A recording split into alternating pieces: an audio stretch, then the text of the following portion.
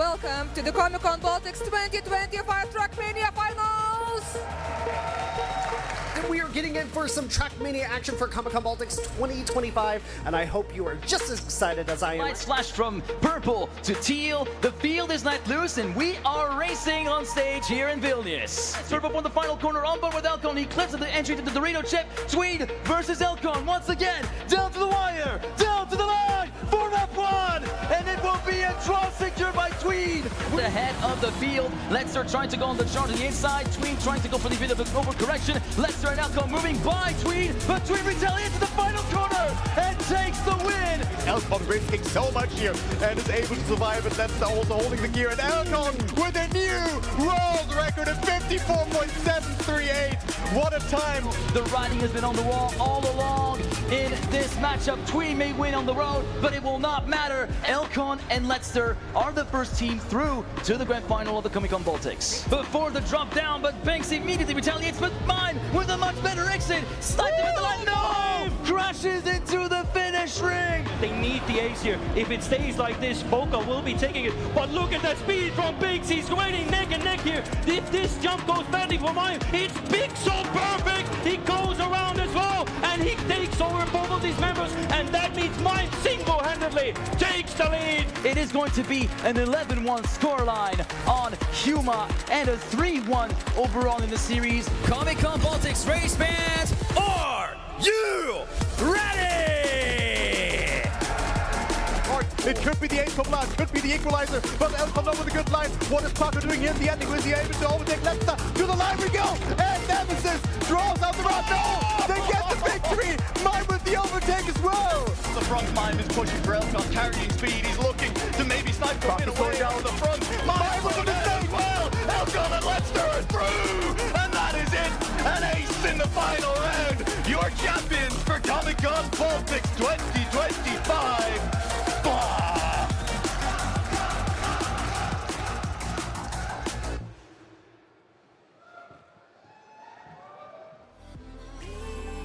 Welcome back, GAMEON Baltics, and hello there, Trackmania community. Long time no see. I hope you got to enjoy a little bit of League of Legends, but luckily for you, we are finally ready for the Trackmania playoffs. And this time, you know, like, I learned on my mistakes, and I am ready to interview your players. But considering that this is an expo, Mark, what is Trackmania? Well, in essence, Trackmania is basically a map, a car, and a time attack. The fastest car gets the prize, basically, Haku. But you know, there were a lot of playoffs, right? What happened there? Yes, we had 30 players from around Europe, but only top 6 managed to get to the playoffs. Mark, who are our top 6? Well, I got an interesting list here for you. The man who puts the capital T, Tween! Come on, come take your seat. There's my man. There we go. All right, next. I hope you guys like me, because we're bringing out Elcon!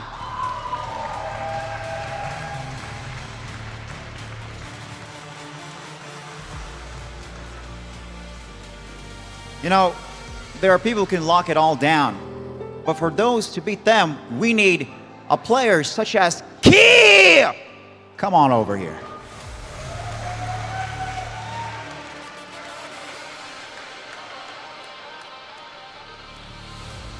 Next up on the roster, a man faster than a GTR. We got Nismo!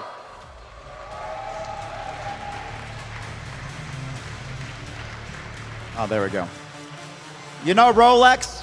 Well, we got our own version. Rodrex! Where you at?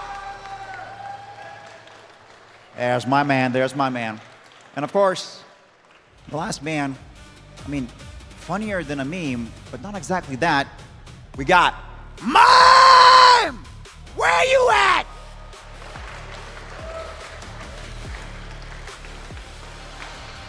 Mime, can I have you here in the front? All memes aside, I gotta talk to you because you already got to play, you know, like, and on this stage last year, and you placed second. But last year, it was a 2-on-2. This time, it is all up to you. Does that add any kind of extra pressure for you? Not really. I actually prefer to play 2v2. over once, especially when it's a high pace, high skill tournament like that. But it doesn't matter. I like to play cup mode, the 1v1s, and I'm just happy to be here. We're happy to be here. Are you happy that now you get to compete again against Elmer? I hope so. I mean, last year, yeah, I mean, it will be tough for sure. It's going to be tough, all right? I'm not going to delay you any longer. You may take your seat. Thank you very much. Mark, our players are ready. Yep. The stage is set. Word to the casters.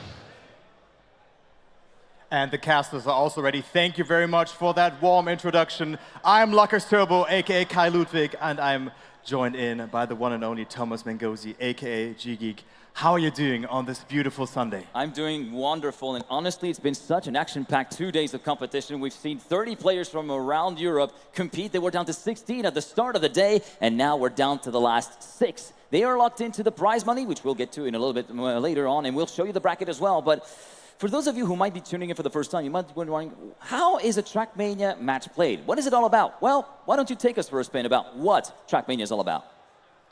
So we have you guys covered for the format.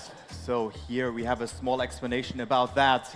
And we play the tournament, of course, in cup mode. But before that, we have a pick phase where players assign a map to the rotation. So player 1 can pick a map, and whether it's then picked seed 1, 2, 3, 4, or 5 on the rotation, that's what they're going to decide. And after that, after the maps have been picked, they play in cup mode. Cup mode means that players collect points throughout the rounds. There's 10, 6, 4, and 3 points per round, and players collect points up to 120 points. And to order to win a match, you need to reach 120 points and then close out the match with finalist mode. Yeah. That means you have to win 1 round to make it into the next round. Indeed, and in the final, that points barrier moves from 120 to 140 points, and also, we do not play until 2 players have completed the finalist rounds, but until 3 for the final classification, and the top 6 will get a share of the 5,000 euro prize pool, with the winner coming away with 2,000 euros and being crowned the 2026 GAMEON Baltics champion. And then 1,200 goes to 2nd place, 800 for 3rd,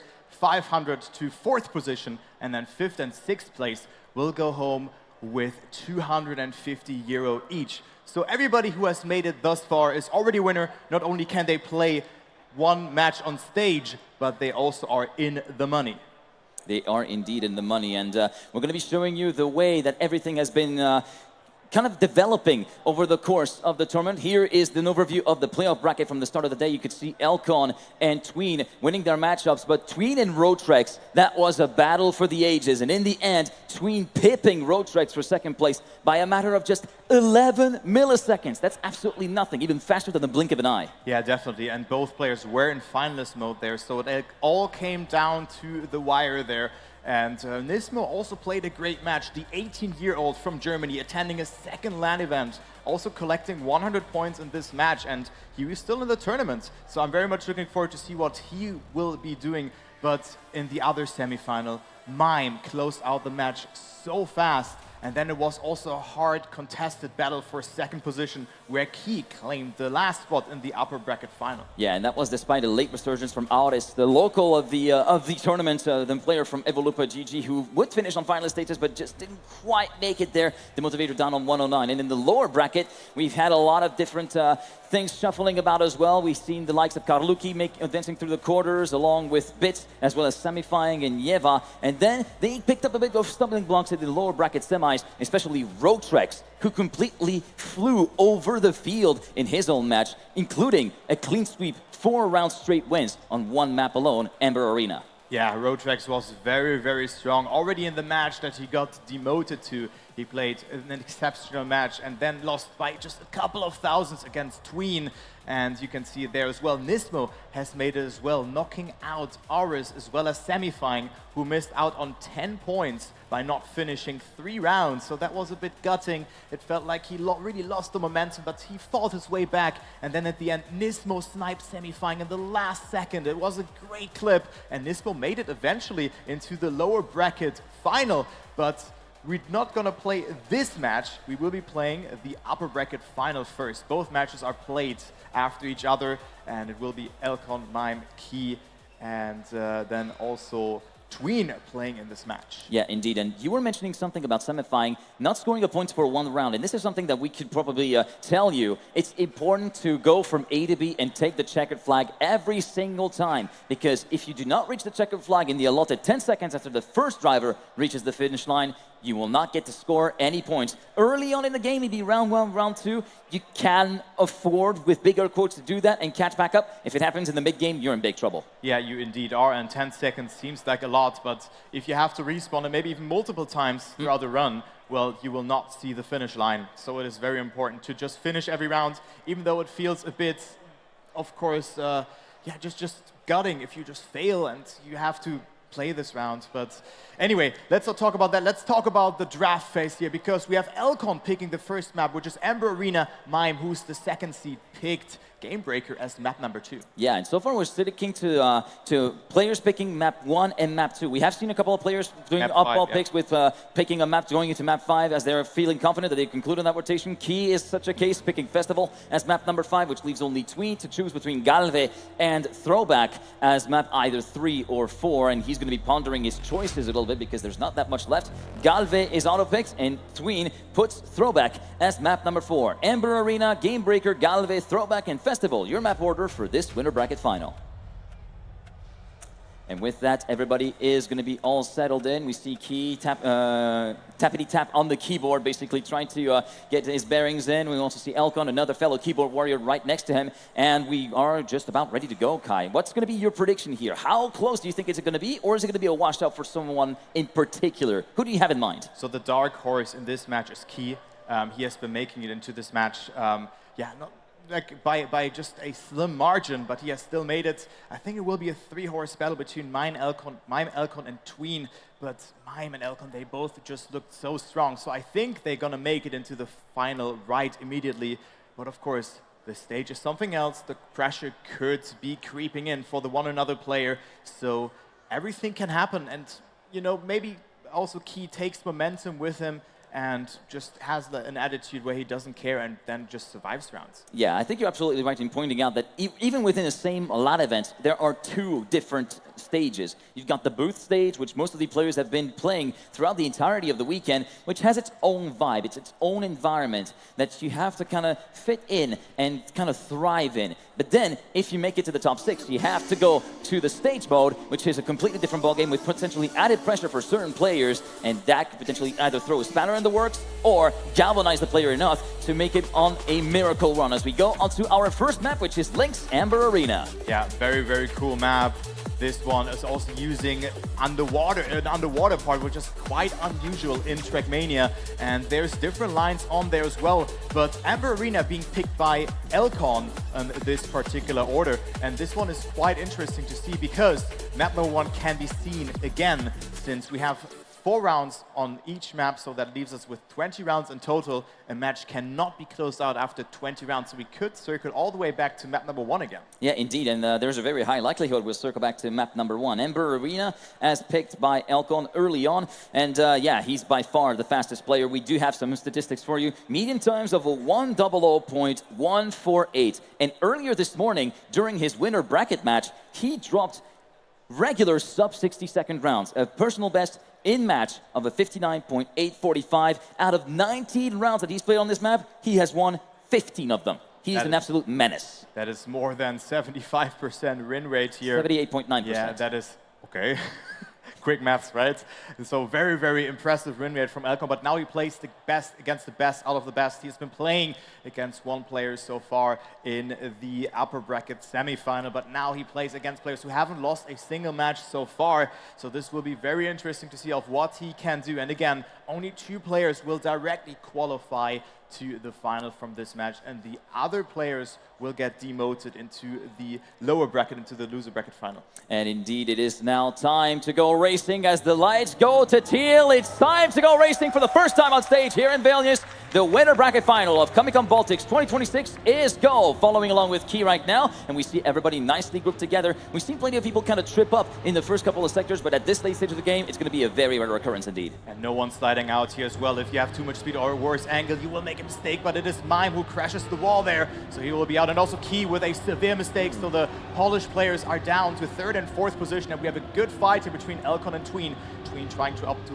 more speed here, but he's falling a bit further behind. But we already said Elcon is so fast on this map, but Tween is fighting back. But now the underwater part comes into play. Yeah, and I wonder if we're going to be seeing the alternative lines. Oh, actually, we do see Elcon going for the no-slide strat, whereas Tween went for the more conventional slide midway through the corner. And in the longer run, it is the no-slide strat that is going to be the faster one. And Elcon continues to go side by side with Tween as we go into the final corner. The drop down, it's going to be extra speed for Elcon, who might be sniping Tween at the line. It's a no for 7 milliseconds, a 0.148 versus a 0.155, and already getting close to dropping into the 0.0s. Yeah, what a great time there. ×2 from both Tween and Elcon. Elcon had a little bit more speed there out of this underwater section, but of course he traveled more distance. That's why it wasn't enough for him to overtake Tween in that regard. Mime and Key both with a mistake at the start, so they only collected 3 and 4 points, but we still have 3 more rounds on this map. And look at that start from Key. Oh, and also Elcon with a very uncharacteristic mistake, turning in too early before the plastic sausage block section and thus hitting the picks, and Key has slid out midway through that sort of footbath section, that very shallow water, and thus clobbered over the guardrail, and that will be dropping the Polish player from Onyx down in 4th, and that leaves Mime in the lead, looking to make amends from the previous round, but Tween right on his tail. Yeah, Tween again with a very, very good round. The veteran from Trackmania, he played his first World Cup, the ESWC, back in the days in 2011 with an age of 15 years, so he's been active for so long.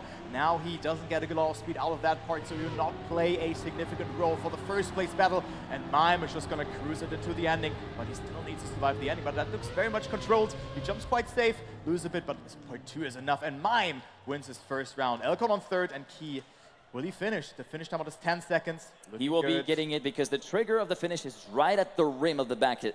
So he can go in with a very shallow jump and still make it. Mime getting his first round win of the match. And Mime, also someone you should never sleep on, because even though he hasn't, even though he's been picked in the grand finals in the last few years, he is the 2022 winner. He won the original edition of Trackmania here at the Comic-Con Baltics, and he might have just another opening as Elcon takes to the barrier. Yeah, the 2 times Comic-Con Baltics champion and the reigning champion as well, alongside Letzter, who has sadly not participated in this event, now crashing a bit behind. Not the best start from Elcon, only 6 and 4 points for him after the first 2 rounds, and keep in mind, that was his pick. We said he's very fast, and we have seen his consistency as well.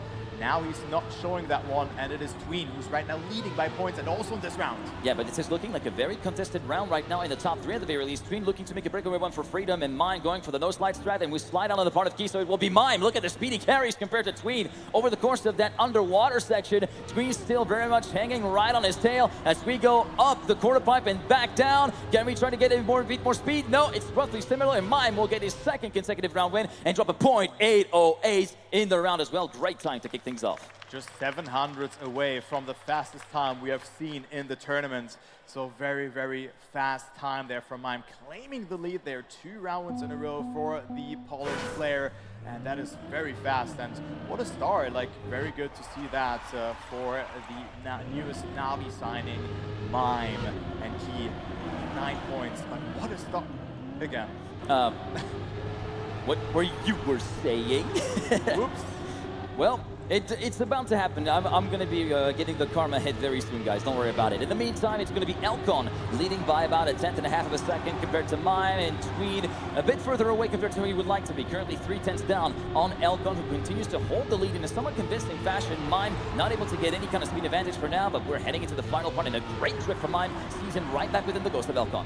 Now the nose side comes into play. Who's getting it the best? Elcon not going for it, and he slides out, and also Tween not with a low speed. Mime got it so good there, but Elcon, well, it's not playing a role. Also floats there. That happens if you're too inside there. The car is just not gripping. Even though you have the reactor boost down attack, you kind of glues or drags your car downwards. But it is Elcon who has failed it, and Mime with another great time at 59.8. That is a very, very good start for Mime. 34 out of 40 possible points. Well done. He has been crashing the first round, but he made that. He made that not count after the next 3 rounds. Yeah, he really nicely erased that gap, and that's about the third best scenario that you could have. 34 points. The best, of course, is to do 3 first places and 1 second place, and then, of course, all first places 40 points. As we now go onto probably one of the more out there maps in terms of build, in terms of scenery, but probably one of the most enjoyable ones to watch as well. Gamebreaker from Satel. Yeah, what a map. It has so many elements in there. The more you see this map, the more things you see. You see the pickaxe in the end, you see the Sonic rings, and so much more. The Sims. Diamonds at the top, well, yeah. And the tickets, so many details here. And Satel as a mapper has improved so much in the last couple of years. This is a masterpiece. This is an absolute masterpiece indeed from Satel, the meme man himself, as we like to call him. Elcon there has a median of a 102.221. He has the best median out of everyone so far. Tween is right there as well with a 0.471. Mime, 0.632 in median, but he is also the current world record holder, and it's a record that has been lowered ever since the start of the day. It used to be on a 0.708 before. Now it is a 0.618, which is right in the ballpark of where it was the last time I checked some of the offline times. Yeah, wow, that is a great time. Maybe we're going to see a new tournament record here as well. I could really see that because the gap is 0.27 of a second, so players can still push it here on this particular map. You can see them warming up as well. Key, not of course with the best start here, got all rounds he finished in last position, so only 12 points. Elcon also not the start that he anticipated to have with only 18 points, currently on 3rd position. We have Tween on 2nd with 28, and then Mime leading after the wins. But here we go. Map number 2 comes into play, round number 5, and it is Tween who's already a bit further behind at the start. Well, not that further behind, but he did take a little bit of it inside of the dirt chicane there, which caused his car to pop a wheelie. He's still very much in contention, though. You can see only a 10 separate first from last. At the present moment, it will be Elcon looking to try and break away from the bottom 2, along with Mime, who's trying to tandem this quote-unquote together, even though it's not 2v2 anymore, as we now go through the Sonic rings. We've seen a couple of people go a bit too low or go a bit too far to the right and clip with the Reraxel, which can be absolutely devastating. Yeah, the former teammates playing together for Into the Breach and also for Nemesis are hand in hand in the lead, but look who's accompanying them. Someone who is in dire need of a good round here. This Key with a very good line there. There's only 600 of a second between them, so let's follow the Polish player for Team Onyx here.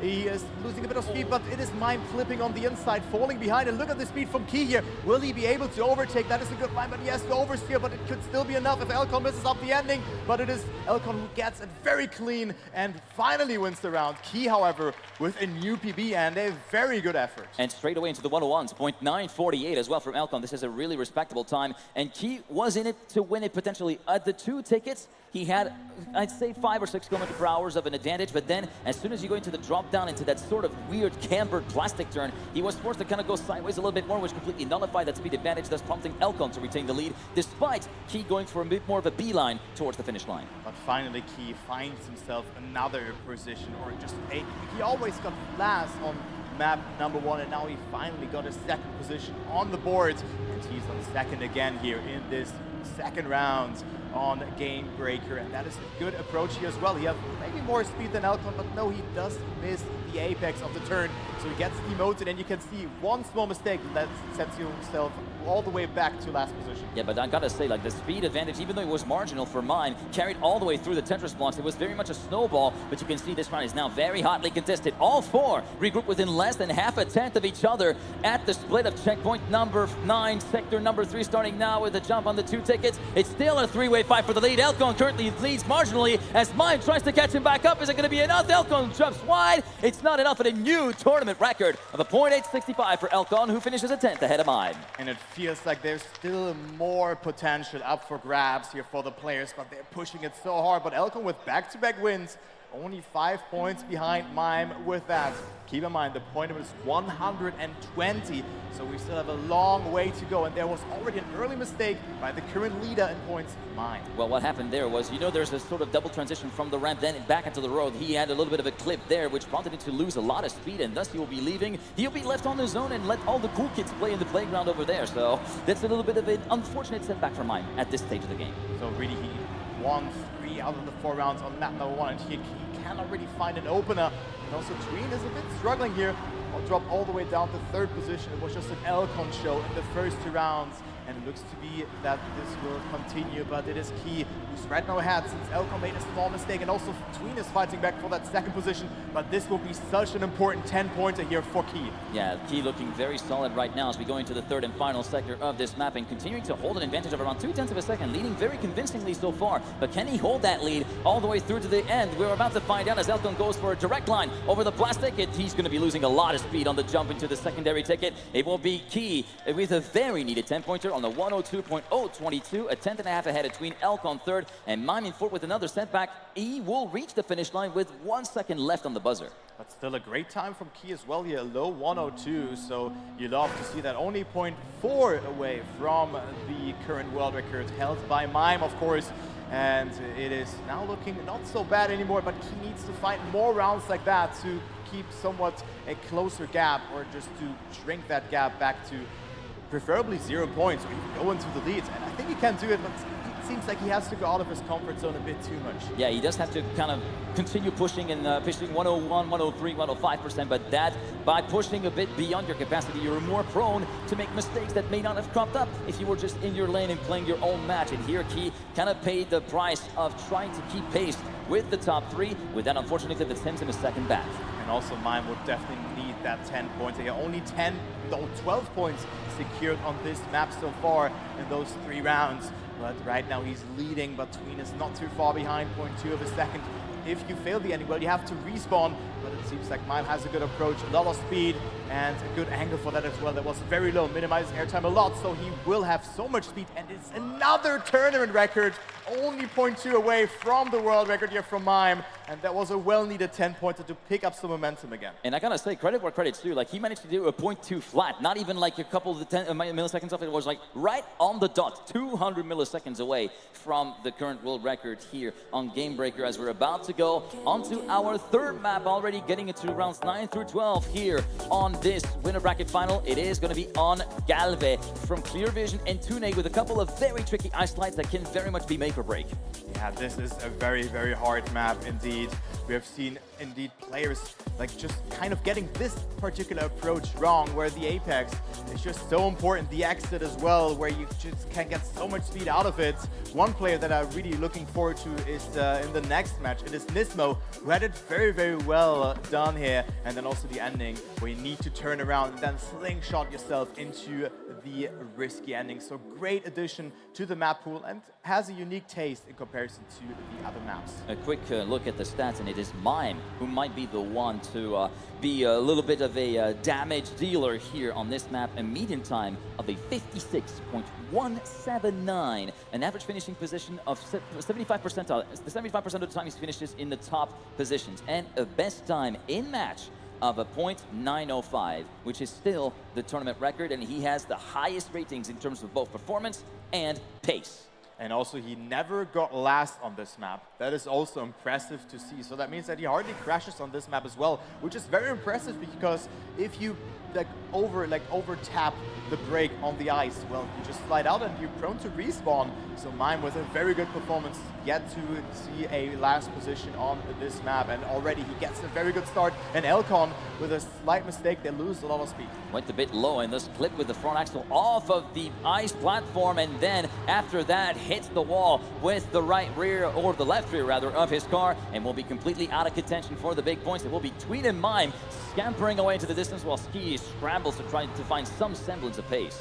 Yeah, but look at that. He's not too far behind. One mistake at all that it takes, and then he will get promoted up into second place. But he didn't get a lot of speed out of that one. But Tween, that wasn't a good line. He will lose that gear, and Key comes closer, has maybe a bit more exit speed. This will be so close up until the ending. It's only a couple of thousands between them. Key or Tween, who's going to get 6 points? It will be Tween, still staying ahead. And Mime almost didn't make the finish by the looks of it, but actually you will trigger it regardless. Well, I gotta say, Tween kind of gave us, and probably himself, a bit of a heart flutter. That was an interesting approach to that inside left before, that long climb into the dirt, which I like to call a sprint car style turn, where you kind of have to put your car sideways and also go all the way close, hug the wall almost without even touching it, of course, to be able to navigate it cleanly. Mime is past the halfway threshold already. He's at 66 points, whereas Tween, his closest contender, is 13 points back at 53.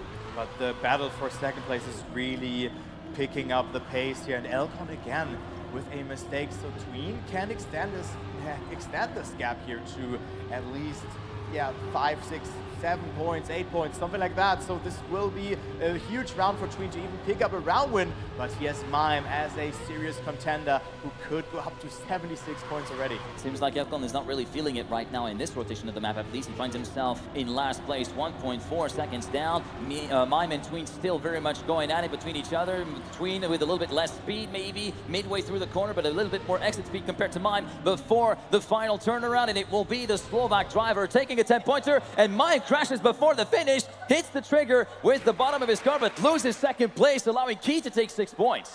I thought you cannot miss the ending like that, but and also Mime 0.9 from Tween as well. Well, Mime was on a very good time, but also Sammy's reaction there was really something else. Wow, so great time there from Mime, just that he didn't finish it, sadly, since he was hitting the outside of the hole there. So he's still in the lead though, but it is Tween who really capitalizes from that. Here we go then onto the third round on Galve here. Key getting a solid start for now, and Elcon for once is not getting left behind significantly at the very start, so we might have a bit of a contested round here as Key tries to get out of the discussion very early, tries to scamper away into the distance as early as he can, but he just can't seem to shake off the bottom 3 of this round here. But also Key really being the glass cannon of this match. Every now and then he just gets an absolutely incredible start, but then he cannot hold it together. There was only one round where he dropped an absolute banger over time, but now Elcon makes a mistake there, so it will be Mime in the lead.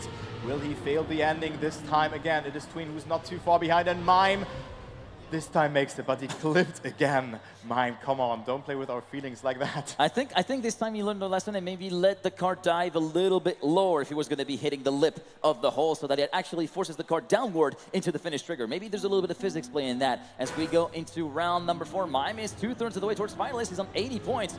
Tween still a little bit back, but with the nicest score he can get. Also the favorite that I kind of thought would go into the grand final. Elcon is struggling right now. He's on 3rd position, 13 points behind Tween. I wasn't expecting that, since he also looked very solid in the previous match that he has played. He's looking very, very much on the shakier side, Elcon indeed, and it's Tween really who's kind of sprung up to life in a bit of a better manner than what we've expected, I think, coming into this match. But Tween is also so good when it comes to just play the format correct. He's so consistent. He punishes every mistake that a player does and hardly just crashes. And you can also see the average, just 2.11 as an average finish position. That looks great, but here he will not play a role. Will be Mime who's in the lead again. Will he do it again? Will he clip the hole again? This time he will finish, but I think he clipped it again, or maybe that was Elcon who gets 2nd position though. That was a straight shot into the finish, I can confirm that. And I had a little bit of a look on the lower right, on the right corner of the screen whenever we were on Tween. I feel like I'm also kind of that kind of same guy who does a little bit faces there when I was trying to focus there. We saw some of the mannerisms there from Tween as we are now getting ready for a little bit of a trip down memory lane. For those of you who have been following the GAMEON Baltics Trackmania tournament since their inception in 2022, it's time for a throwback by Spec. Yeah, what a great map. We have old parts being incorporated into this map, and then one brand new section coming into that. So Spec really delivered a nice map here. And then there's also a different line on this particular map where we have different approaches just before the quarter pipe jump on this map. It's very unique. You're gonna see it very soon, but it's just such a nice map and brings back nice memories from the previous editions. Now, looking at the stats, Elcon has the highest pace. He has a best time match of a 59.378, but Tween has a better consistency rating, and it has the best median of the 4 that are on the server, a 100.045, and he has won 7 out of the 15 rounds he played on this map. Elcon, of course, 10 out of 15 rounds played, he has won them, but overall, Tween could really continue to kind of ruin the day of Elcon there here in this winner bracket final. But it's not over for Elcon if he doesn't make the top 2 on this particular match. He will then drop into the lower bracket and then has another opportunity of making it into the final. But here we go. Map number 4 comes into play. Mime leads with 90 points, so he could theoretically close it out if he wins all 4 rounds on this map. Yeah, this is going to be a very theoretical scenario at this point in time. We're going to have to see how the dynamic of the map unfolds and how everything develops here on throwback. Currently, Mime a little bit on the back foot at the start of 10th back, but he still has visual and close contact with the top three, currently led by Elcon as we go through the middle heat section from 2024.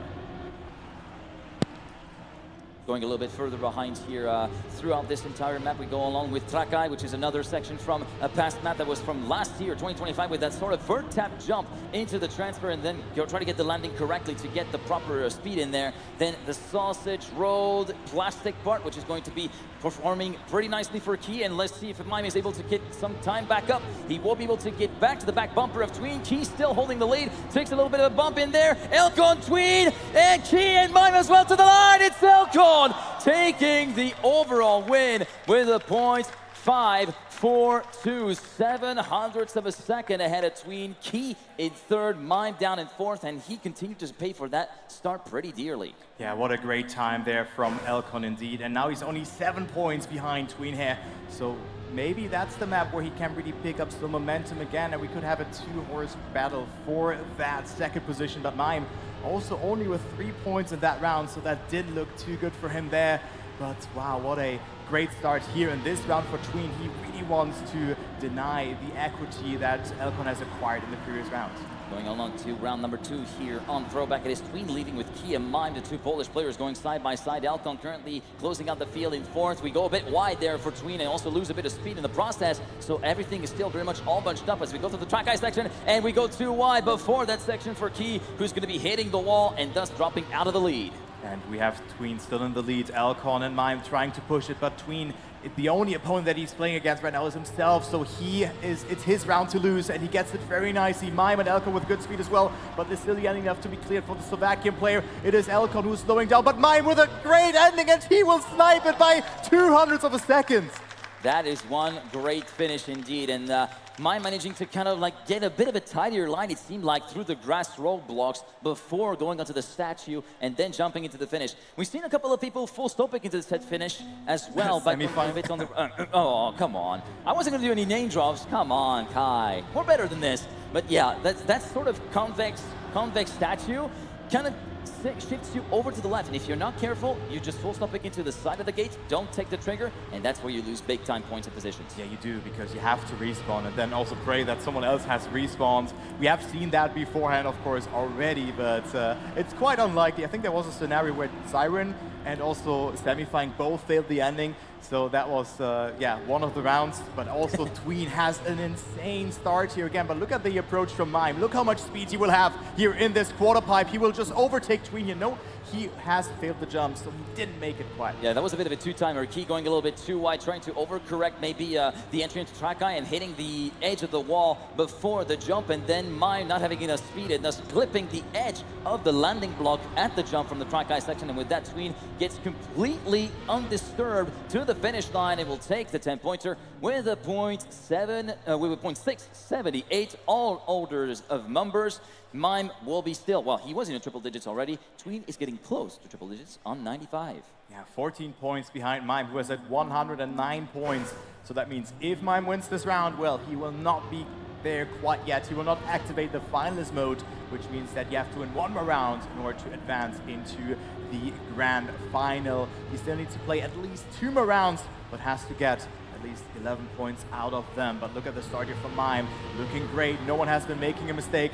Let's go ahead and follow Key here in this round and see what he can do, because he is only at 58 points so far, but still plays a role in this round. But here, the approach actually was not that bad. I thought that he's going to lose more speed. It's always on the third sector where really everything starts to unravel for Key, but this time he's in the right group, as we did see Tween kind of fall and fade away very quickly on the entry into the track eye section. It's still Mime, though, currently holding the lead by 42 milliseconds. Key still very much right on his tail as we go into the final sector. Mime still, oh, he's very shaky, very slow at the exit of the Key of the grass part, and Key moves up into the lead of the race and will thus take the very needed 10-pointer to move it to 68 points on the 59.532. Elcon and Mime second and third. And also a new personal best for Key here, so he's really trying his best. He tries to keep up with Mime, Tween, and Elcon, but, well, it's hard, but he gets a new PB, so great to see that. I think it's the second or third personal best that he set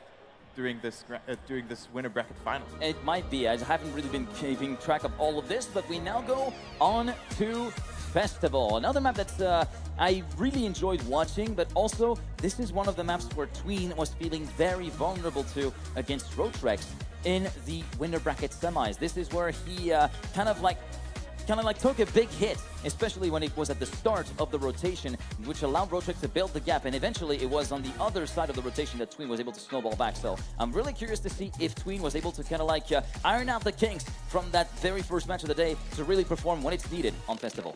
Yeah, I'm also looking forward to see that. And also there's a line that I think only Demotivator has utilized here, where you clip the inside of the hole at the start. It looked consistent when he did it, but I think it's quite hard to pick it up. But it's 0.2 faster if done correctly, since you get a better setup for the NASCAR turn before after that. So I wonder if players are going for that, or if it's maybe too risky, but it's a nice map. It's like pace reliant, and also the ending is not too difficult on this map. There's not really a risky finish that you need to clear. That's true. It's more of like a regular finish, and and the jump into the finish is not even what we call a speed check. You don't need a certain speed to clear it. You can still make it, but of course, if you don't have the speed to clear it, you have to crest the hill, which is going to be costing you time. Of course, there we are going to be going into the finish just before the end of the warm-up, and with that, it is time to go racing on map number 5. Quick score recap. You can see it on the top left of the screen. Mime needs to win the round at all costs if he wants to get finalist at the end of this round.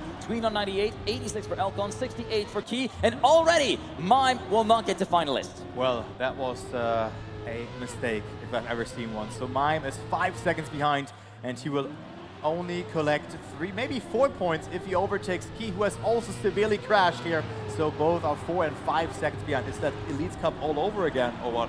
As one would say, that's a lot of damage, and even more damage being dealt as Elcon barely brushed the wall on the exit of the dirt at the end of sector number 1. Tween thus enjoying an advantage of over 0.7 of a second going into the transfer before the start of sector number 3. It's very much Tween's round to lose, and his 108 points waiting to be thrown in the bin, really. Yeah, he is looking really strong, but again, he capitalizes from 3 individual mistakes we might not really expect on that one. And didn't you say that Tween felt vulnerable on this map? Well, he wins this round now. He wins the round.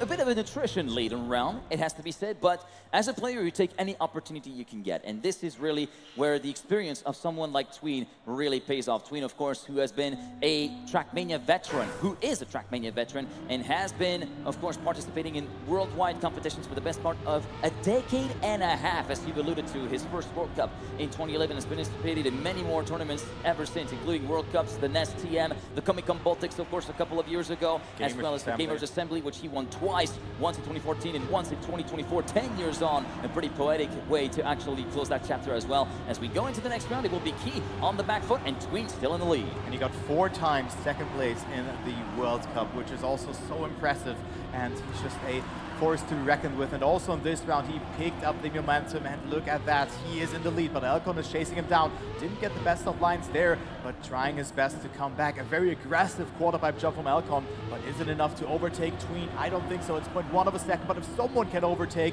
by sheer pace, it's the likes of Elcon. Well, we do see that he manages to reel Tween back in as Tween goes a bit wide before the plastic part in. Tween will still be a little bit shaky. Midway through that plastic part, they're going to be going side by side to the line. Elcon will fail at the line. They're all tied up, but by virtue of Tween being ahead of Elcon at the last checkpoint, it will be the victory going the way of the Slovak driver, and he will take the 10-pointer to move on to 118. But most importantly, Mime finishes where he needs to be in 3rd place, collects 4 points, and thus has 1 uninterrupted finalist attempt. Yeah, so he has to win 1 more round to make it into the grand final.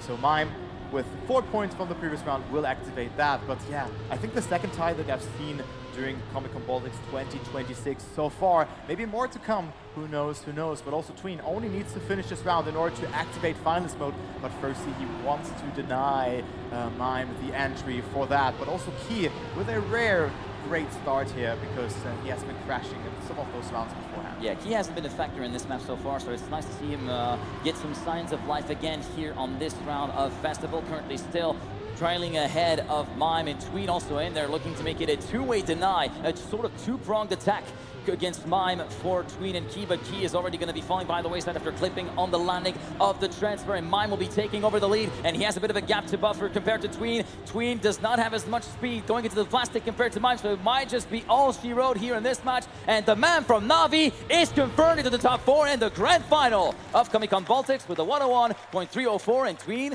might just join him at the end of the next round. Yeah, Tween is also in finals, but congratulations to Mime as well, who plays exceptional into the entire weekend. And he is the first player who's confirmed in the grand final. We have 3 more spots up for grabs, and 1 will be decided maybe even in this round if Tween finishes in first position. Elcon at 102 points. That means he needs 2 first positions in order to reach finalist mode as well, but he of course needs to then, if he doesn't get first, rely on Key, who hasn't really been a key in this match for that first position. This will be hard, so it might be only his task, but look at the start here from Key again. The first sector is well, nice and dandy for Key and for Elcon, but remember, there are still a handful of checkpoints to go, and do not do the victory dance until the fat lady sings. I mean, that's not sung just yet. It will be Key still leading by a 10.5 from Elcon. Tween going into the transfer on the back foot, a quarter of a second down. Look at the transfer, it's a little bit conservative on the part of Tween, going a little bit further compared to the rest of the field. It's still Key and Elcon. Elcon going full inside. That is not going to be paying off, as we see now Tween going back to the back bumper of the man from Nemesis, but he still very much will hold second place for his own accord, and Key will take a much needed 10 points to move on to 88 points on a 101.364. So Key not out just yet. I mean, a spark of hope maybe, who knows, who knows. I mean, it is 32 points, and then he will be finalist as well. So let's see if he can make it. It will be quite unlikely, but we have seen comebacks like that happening already in Trackmania, but they're like 1 in a million. Yeah, they're 1 in a million, as we're going to be circling back all the way to the very first map of the rotation, which is going to be Amber Arena, a map where we saw some stumblings for some of the players, including Mime, for instance, but Tween was one of those players which has done some pretty good performances in Elcon as well. This might be the opportunity that Elcon has to seize with both hands if he wants to make it a double final situation here. Yeah, he really needs to use that opportunity, and also he's at 108 points. I mean, like 1 additional round, he has to play 2 more rounds at least. If he was at 110, well, this would be do or die situation. Even for Tween, he would feel more pressure. But do you think someone who's like that experienced like Tween, that he like feels pressure, or he just goes round by round and just does his thing? I would really love to know that answer. I'm going to ask him after that, but I think I already know the answer. He's just laser focused in those kind of situations. Yeah, he's just absolutely in his own bubble, in his own moment. And also a key thing to note here, pardon the pun, is being able to bounce back. Sometimes you can have setbacks on your own map. Sometimes you can have a round which you throw away a bit more inadvertently compared to what you really wanted to do. It's all about being able to put that behind and being eyes forward, because in the words of one great TM Scotsman, it's a 50 to 60 second blitz in every round, and you only get a few seconds of pause before you're right back in it. Yeah, it's action just right after each other, and just trying to reset in those very, very short breaks is so hard to do, and that really just distinguishes the good from the best players in this game. And Elcon, he has been the fastest on this map, but he hasn't really shown it on the first rotation. But now he gets a great start and is ahead by 500s over Tween. Right now, Tween very much playing the role of the chaser, as we see Elcon getting a little bit more airtime on that transition from banks to flat dirt. He's still going to be holding onto the lead right now as we're going onto sector number 3 with that long right-hander before the drop down on the plastic, and then, of course, the underwater section. Tween going for the conventional strat, whereas it is going to be probably the no-slide line for Elcon. Yes, he manages to pull it off nicely, gets a little bit more exit speed compared to Tween. Will he be able to parlay that into the win? Tween is right back at him, though. Yeah, he is, and Elcon is still trying to deny Tween one mistake at all that it takes here, but it's looking like a good approach, almost too far on the right here, but he makes it, and a new PB as well from Elcon here, 0.1 behind the tournament record, and Tween gets second place, will not collect, of course, any points since he's already in finalist but Elcon is 2 points away. But still, the finalist mode is just not there quite yet. Yeah, for the second round in a row, Tween gets denied, and now it's either Elcon wins the round or he can rely, he maybe tries to rely on Key to deny Tween one more time in order to get to finalist status. If he can maybe just tank a little bit of an error somewhere here in this round, as it's the case right now at the start, although Tween is a little bit sideways on that plastic sausage road. It's Key taking the lead and playing the spoiler role that we were kind of expecting until he slides out, fades off the track, and we're back to square one for Elcon. He has to win this one, lest he would be demoted to consolidation finalist. Oh, and that is a great round here for the players. Key, the only one falling behind, and Elcon with a wide approach will have more speed and a better setup for that reactor boost penalty sector there. And it is Tween who doesn't go for the nose. That will bleed a bit of time here. And Elcon finds himself in the lead. Will we see a double final situation in the next round?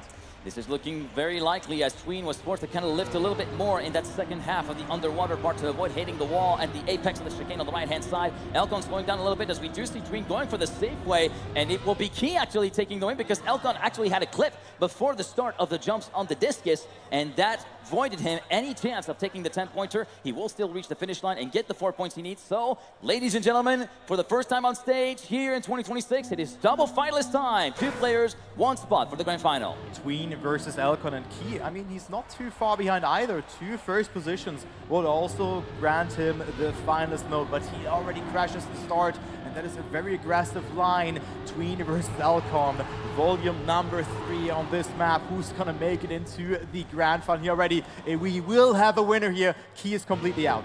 Key completely out of it, and this will be the last round of this upper bracket final here at the Comic-Con Baltics. Elcon currently having the advantage of a 10th.5 going into the wood, and he will continue to extend that advantage to over 0.2 of a second there or thereabouts. Whilst we go into sector number 3, Elcon still very much leading. Tween in second place. Elcon will be pulling the no slide line. Here he comes, sets him very high, but he goes too wide, and full stop picks into the side, handing the lead to Tween. Now, all Tween needs to do is bring the car home. He has a ½ a second buffer to work with as we go into the jump into the fence, over the discs, and into the basket. And Tween is confirmed into the Comic-Con Baltics 2026 Grand Final, and it will be his first time in the Grand Finals here in Vilnius. Yeah, last year he got 3rd, 4th position, where we played in duo format alongside Demotivator. So great performance there from Tween. And in 2024, he went all the way to the Consolidation Finals, only to be bumped out by Mime and Epos. Oh yeah, true that. The tournament in 2024 was absolutely stacked. It was a homologated tournament back in the day as part of the Trackmania World Tour. But we have our first 2 grand finalists, Mime and Tween, but also somewhat of a comeback from Elcon, but it really felt like he could not really pick up the momentum in this match. Yeah, it felt like he had a very early setback, especially it looks like Galve was very much the nerf pick that happened to him, and he was able to get some momentum back in, but it was too little too late. That it seemed like it would have looked too little too late if it were not for some key rounds, pardon the pun, for, from, of course, the man from Team Onyx to kind of tighten the group a little bit and make it a little bit more interesting. It's just a shame that we saw that finalist round, that double finalist attempt, just be kind of killed in itself in game with that wide line, and unfortunately not able to get back in there.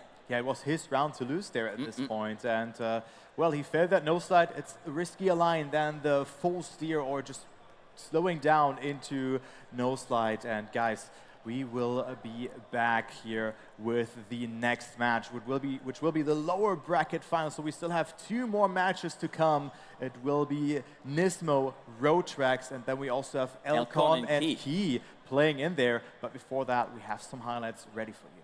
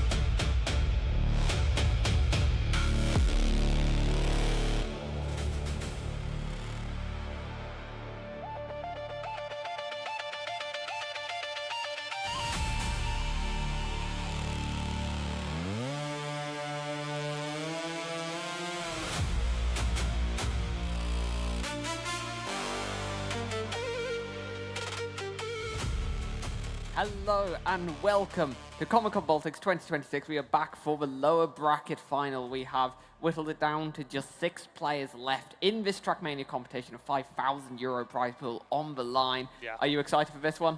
I'm looking forward to it. I think a lot of people may be a bit surprised about how things went down in the winners final. Everybody has their ideas, their thoughts, but for what we know now, Mime and Tween are very much in the running to get the title this year, but they're not done quite yet. We have these 4 players right now in the Consolidation Finals waiting, wanting to get another spot, another shot at glory. Perhaps Key and Alcon will be able to make their way back up, but there's 2 other players that we saw coming through the lower bracket and perhaps make their way up here. Indeed, we have Nismo and Rotrex as the other 2 players in here. Rotrex, another player to have been pushed down into the lower bracket in a double finalist situation with Tween, shares that in common with Elcon, who's going to be in this match. And then Nismo, I think perhaps exceeding some expectations, managing to beat out Aris and Samifying in a very, very tight lower bracket final in order to book the last spot in the top 6 and to get to play on the big stage. So I think it's going to be a really interesting match, and we can't avoid talking about the elephant in the room. We have Elcon in the consolidation final. We do. The reigning champion down here in the dumps, it seems, wanting to make his return up to the top. But that does mean having to win the match. Again, 120 points is what we want to gain. Once we hit that finalist mode, it can be a lot of pressure, right? You gotta win those rounds, and as long as it takes, as long as you don't make that, your opponents get closer and closer and closer. Before you know it, they're right there. I mean, in that situation, Tween was the one with that finalist position as Alcon started creeping up, and it wasn't until that underwater no slide didn't go the way it usually does for him that Tween was finally able to escape in that regard. And I mean, that has been, feel the case for these last couple of matches, not just here on stage, but also during the earlier matches. The Nismo-Audis matchup, I want to say. Audis won twice against Nismo in the matches, and when it mattered most in an elimination match is when Nismo finally reigned supreme and has been able to get into the position that he finds himself in now. Very curious to see how that'll go in Rotrex for in his own regards, right? A hundredth of a second. Yep. Is all it took between him and Tween to get into winners final, and now he finds himself here in Consolidations. Yep, and we are going to be getting into the pick and ban Amber Arena, picked by Elcon21. Who'd This have is guessed? not a surprise at all. It is such a tricky map. It is a bit of a love it or hate it case. So having it first and having it very likely that at least second place will be decided on it, that is going to be Spicy Festival, picked by Key. Definitely Key's best map, so not surprised to see that coming in second. I wonder what we're going to see from all the other players. Rotrex going for Game Breaker and sticking it at the end. So I think most of the time with 120 points limit, we have seen the finalist mode happen on map 5 or map 6, where it cycles back to map 1. So I think Game Breaker and Amber Arena are the important picks here. Throwback, the auto pick on 4 as Nismo. We know Nismo likes Galv. Picks it into third. So there you have it. Amber Arena, Festival, Galva, Throwback, and Game Breaker. I think one thing to worry about in the case of Key is that Amber Arena first pick. Already spoke to him off stream as well as during one of the matches where he was able to get quite the lead. The moment Amber Arena popped up, he wasn't that confident, wasn't feeling too good about it. We saw it on stage as well, right? The water sectors in particular, not up to what Key wants, what Key needs. Definitely not the case when it comes to Alcon, who has done phenomenal jobs getting that no slide line down, but hasn't been looking too strong on the track as we have seen throughout the weekend, is why as well we find him in the position that he is in now. Yeah, indeed. I mean, I think through a lot of the weekend, he did look kind of untouchable on Amber Arena, but he made quite a lot of mistakes, it has to be said, over the course of the map in the match that just happened. So, and again, it was one of those mistakes in the underwater section, trying to go for that really tight no-slide line, which ended up actually costing Elcon that position straight into the grand final and forcing him to try and go the long way round a little bit. So, hope that he's feeling a little more confident as we are going to be heading into Amber Arena. Elcon's map pick, the reigning champion of Comic-Con Baltics, finds themselves in the consolidation final. They're going to have it all to do here. They have to go a long way around if they want to have a shot at, you know, holding on to their crown.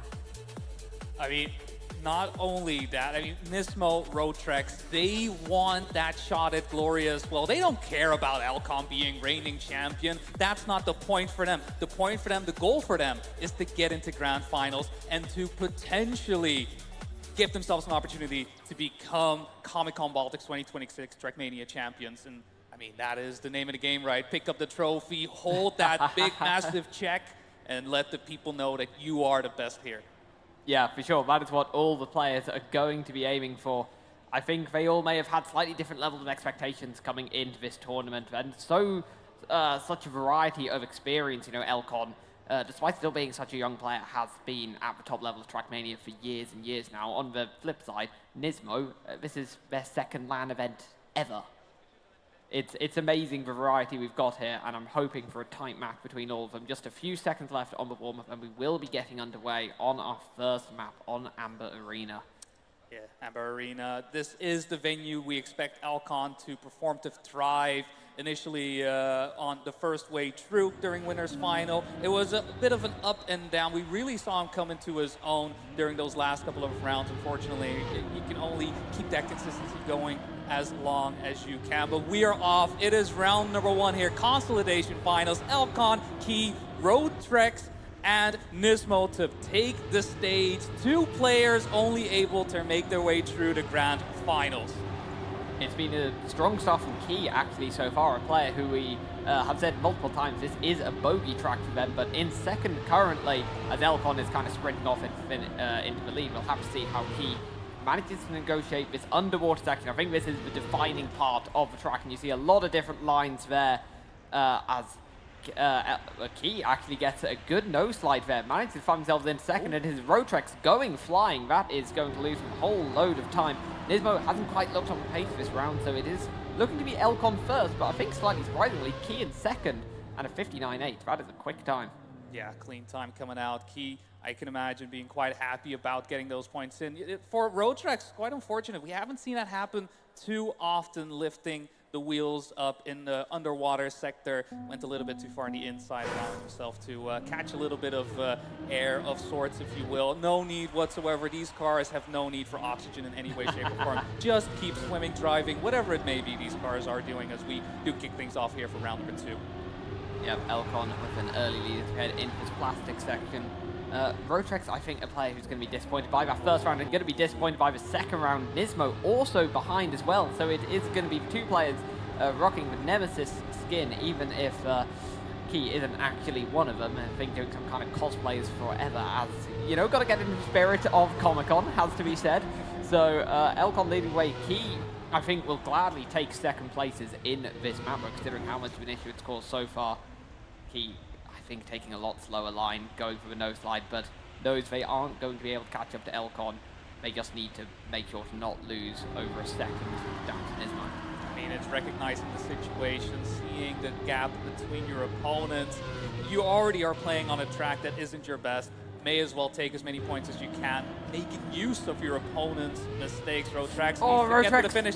And unfortunately, with that clip, decides, you know what, that is a DNF. There is not enough time to make his way across the finish line. Will mean 0 points going the way of Rotrex. Rotrex, who in his previous match was quite dominant on first place, was able to build up a gap of about 30 to 35 points at one point in the match, and was able to get out of it first place. But this start isn't looking too good for him just yet. Alcon, a Key, 2 players dropping down here in the Consolidation Finals, are at the moment the ones able to take the reins as Alcon leads the charge once again. Key falling just a little bit behind, but Rotrex this time around a lot closer than he was. No major errors happening just yet. Alcon falling a bit behind. Key getting first into the drift, drop down onto the penalty grass, but that underwater sector is where Alcon is able to shine and build up a lot of speed. Rotrex goes for the slide. Alcon no slide, makes his way forward once again. Rotrex wants to get by, looking for any and all way to make it through. Nismo now overtaking Key as well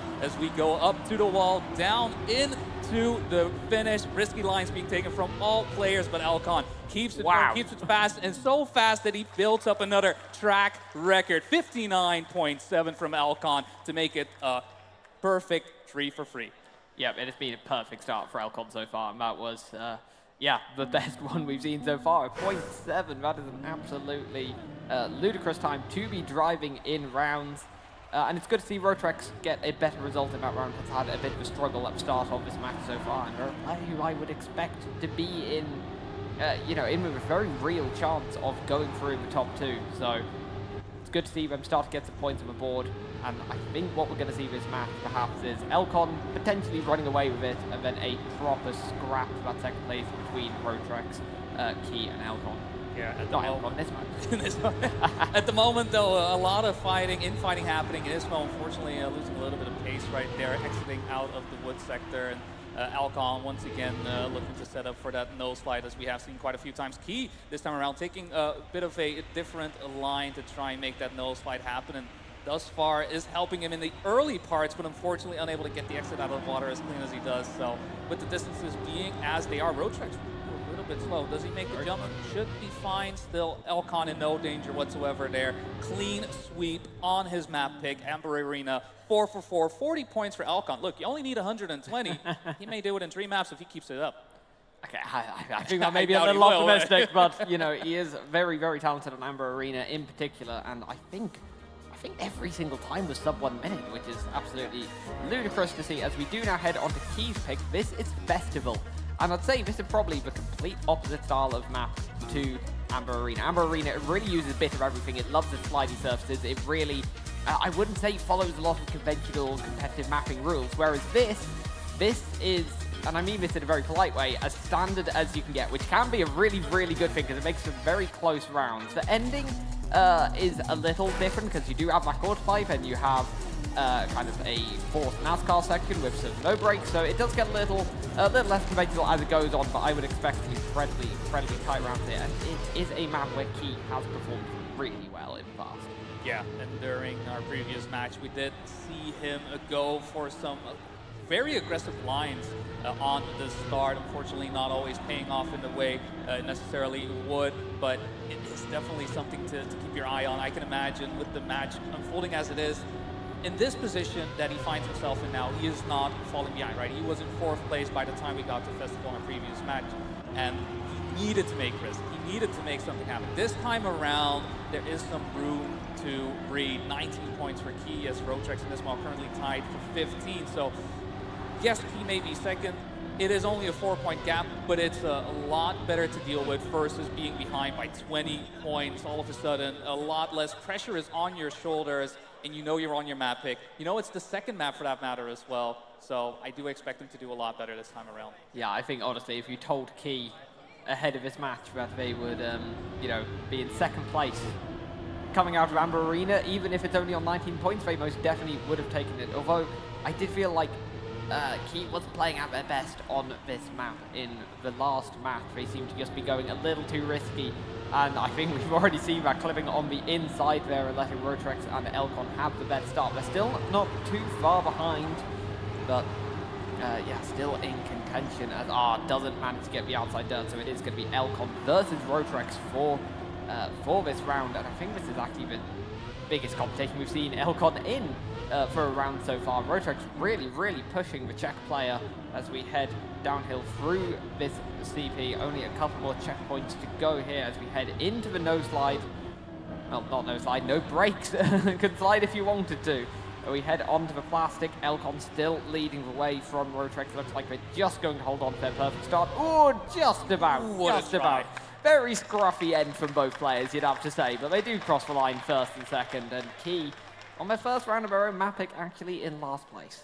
Yeah, Rotrex there, unfortunately, having to release just a bit before exiting out of that no-break sector, allowing Elcon to get in a far more advantageous position.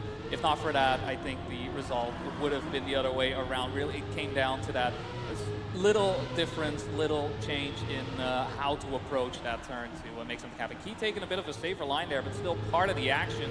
Even though this is his map pick, he does find himself currently in P4. Nismo, though, hasn't really been able to play a part in this match, but is in the mix right now as we see a massive crash come out from Key. Elcon, though, in a much comfortable position. Beautiful outside line coming out from all 3 players. A little bit of hop skip and a jump there from Elcon before we set ourselves up for that quarter pipe jump. How risky do you take this? How low can you go? That is the name of the game. Spending time in the air is super slow. Nobody wants to do that, so get on the floor as quickly as possible. Roadtrex this time around not as close as he was to Elcon on our previous round, but is able to keep the pace going through that no break sector. But Elcon once again the first to get the snap down into the finish line he goes, and no contest whatsoever this time. No one challenging Elcon's first place. That is 6 for 6. Elcon running away with it right now. He's halfway through. I mean, halfway to a perfect match at this stage.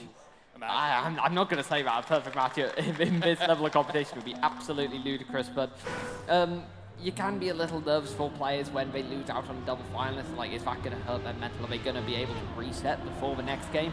Elcon hasn't seemed to have any issues so far, as they are just putting in incredibly dominant performance so far. We're only 6 rounds in and 60 points. It's been perfect for him. Yeah, he's been looking very comfortable in that regard as well, right? I mean, Elcon is a bit of a machine of sorts. I've seen him at many LANs as well, where he may initially have a bit of a weaker start, not looking too good, but the moment you give him some breathing room, the moment he is comfortable in the race, you see him turned on, and consistency is at 100%. He is at max efficiency, able to drive as well as he is. This time around, the rest of the pack is very much keeping up with Elcon, but again, you can see him just getting ahead of it. Beautiful low jump there, coming out of the porta pipe as we head into the final sector here on Festival. Yeah, Key kind of threw away a lead there, had a very high quarter pipe, took it incredibly safe and went from first down into third, so we now get Roadtrex versus Elcon. I feel like we've seen this every round so far. This time Elcon once again comes out on top. Roadtrex, certainly the biggest scare to Elcon's perfect start that we've seen, but still, it's still 70 points. 70 points in 7 rounds.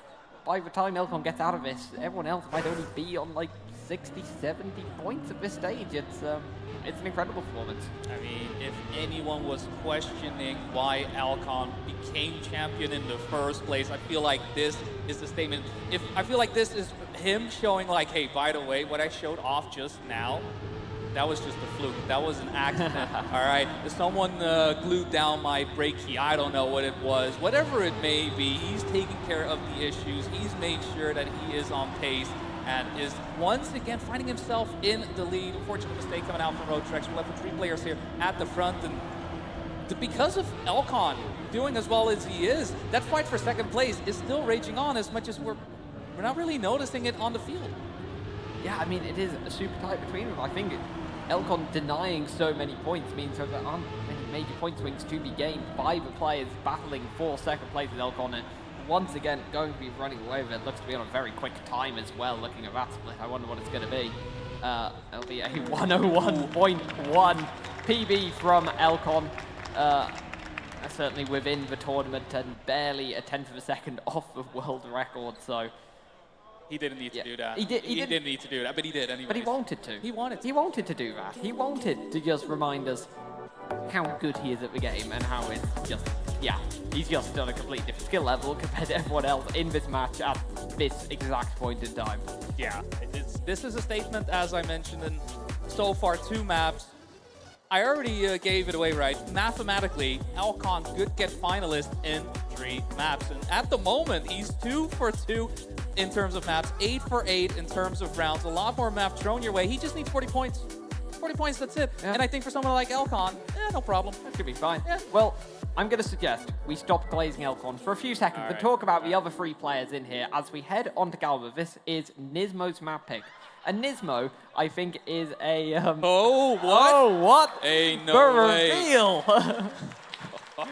Kevin's come to fix it. The twin has come true.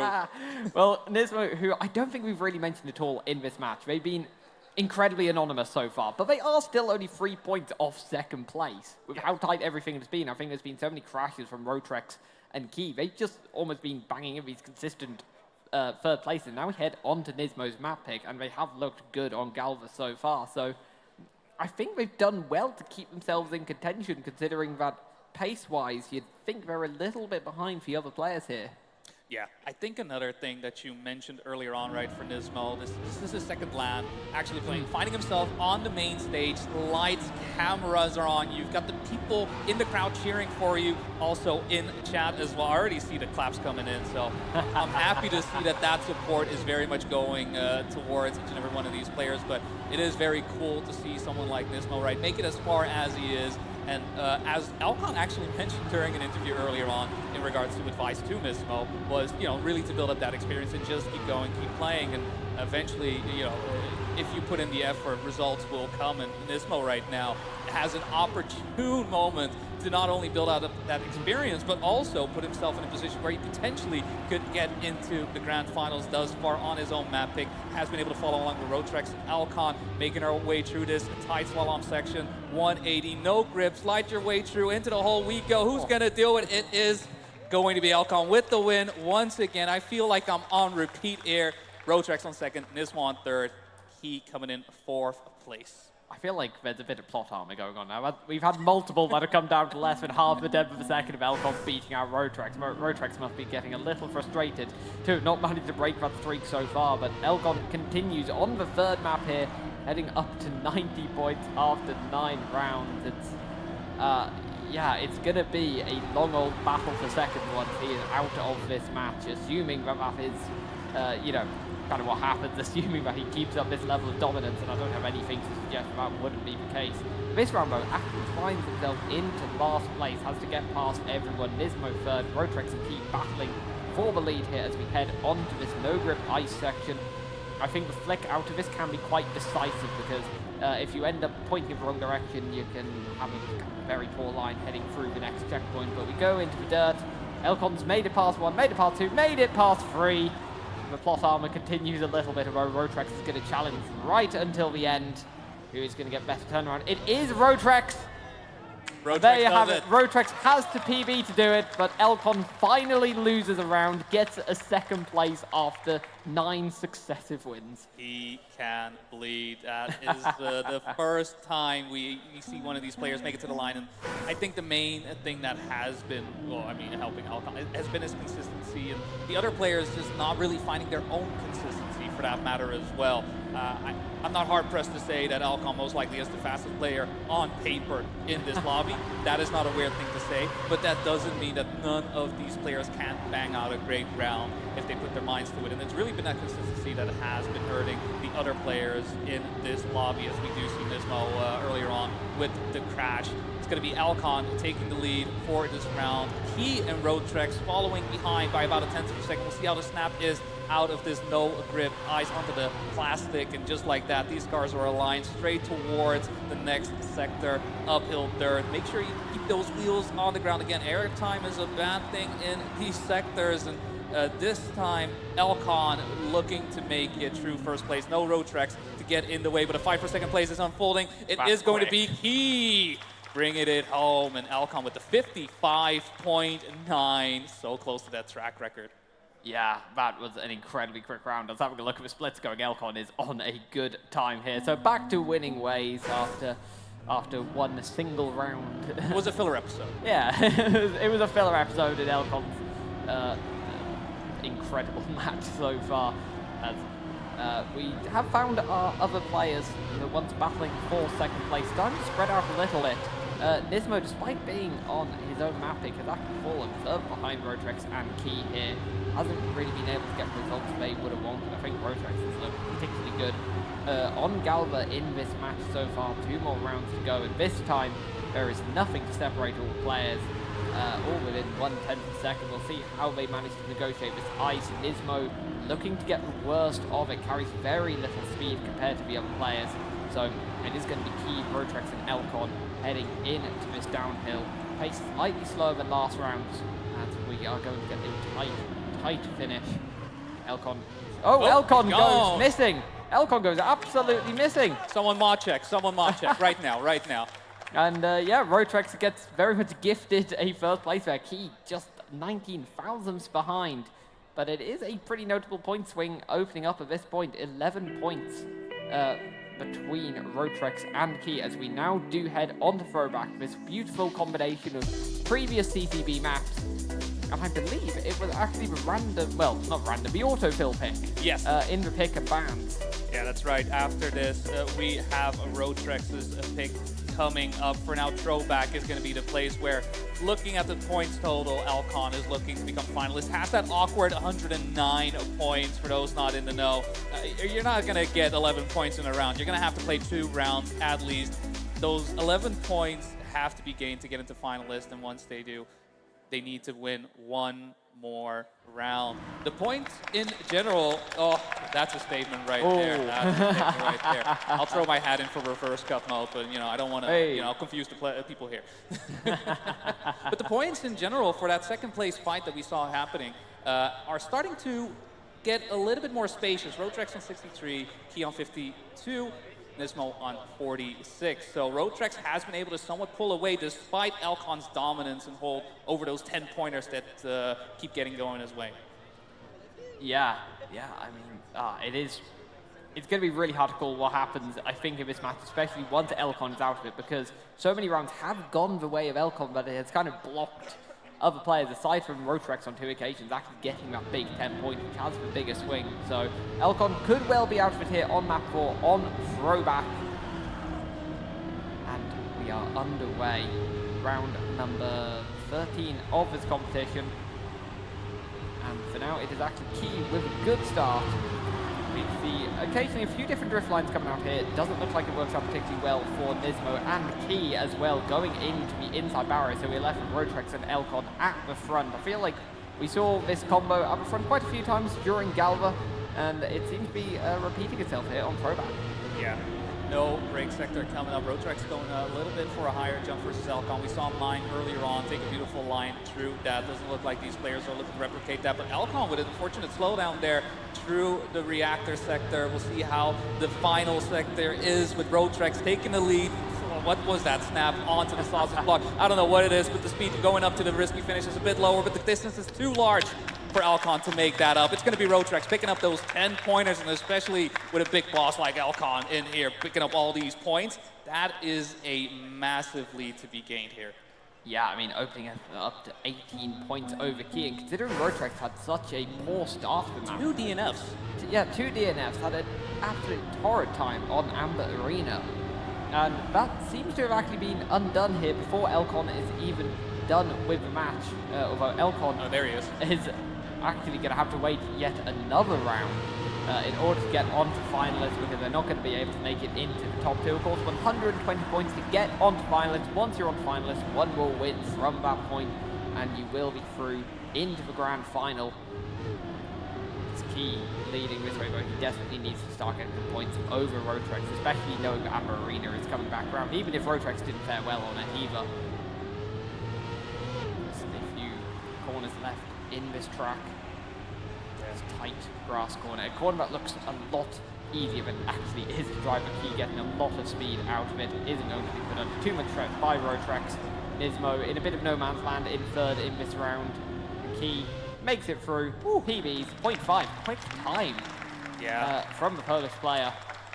And he kept Roadtrex away of pretty much every one of those turns. Even if Roadtrex were to take any risk along the way, that still would have not allowed him to get past Key. That was great driving coming out, making sure to get those 10 points in. Alcon, as you already mentioned, not on finalist, 119 points, but the buffer has been built up. He's been able to put himself in a beautiful spot as Roadtrex with a very early touch there is going to have to play from behind. In general, if you do make a mistake, you do want those to be earlier on to make sure there's a lot of track remaining so that, I don't know, maybe an Elcon, maybe the Key makes a mistake. You can take advantage of that situation. But as long as these 3 players at the front driving the way that they are, no situation will occur. But you know what? Hey, reap and you shall sow. There's Roadtrex proving me right. Thank you so very much for that. As Alcon and Nismo are the first to tackle the quarter pipe jump. Nismo also looking to gain some points here. Has been dropping the behind in 4th place, but with Alcon right in front of him, he's looking to take those 10 points, but he only needs the 1. Makes his way towards the final part into the risky finish. Needs to be set up. Coming out of the grass, has the speed, has the pace, and with the distance between each and every one of these players, no change in the status quo. Alcon will be finalist for this round. It's only took him, what, 10, 12, 14, 16, not even.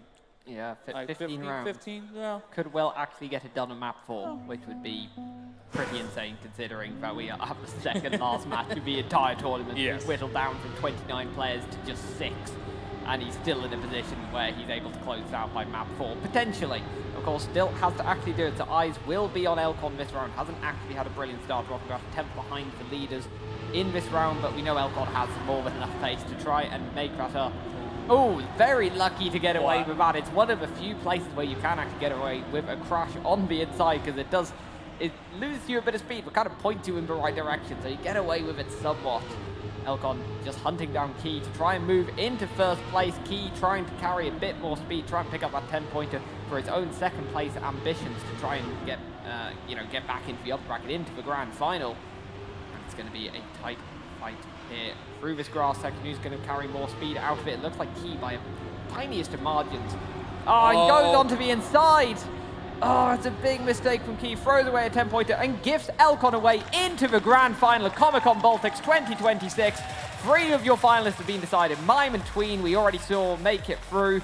Elcon has made it through in fairly dominant fashion. Now there's just one more spot. Rotrex, Key, and Nismo ready to battle it out.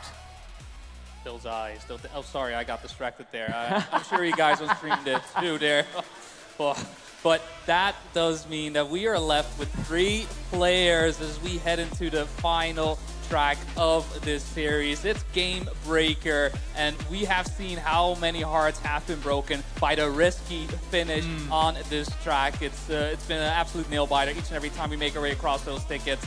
And with these 3 players left on the stage, we only have room for 1 in the grand finals. And Key, who came down from the winner's final into Consolidation, currently not in the best of positions to reclaim that spot back up. And Rotrex, on the other hand, wanting to make his way up there.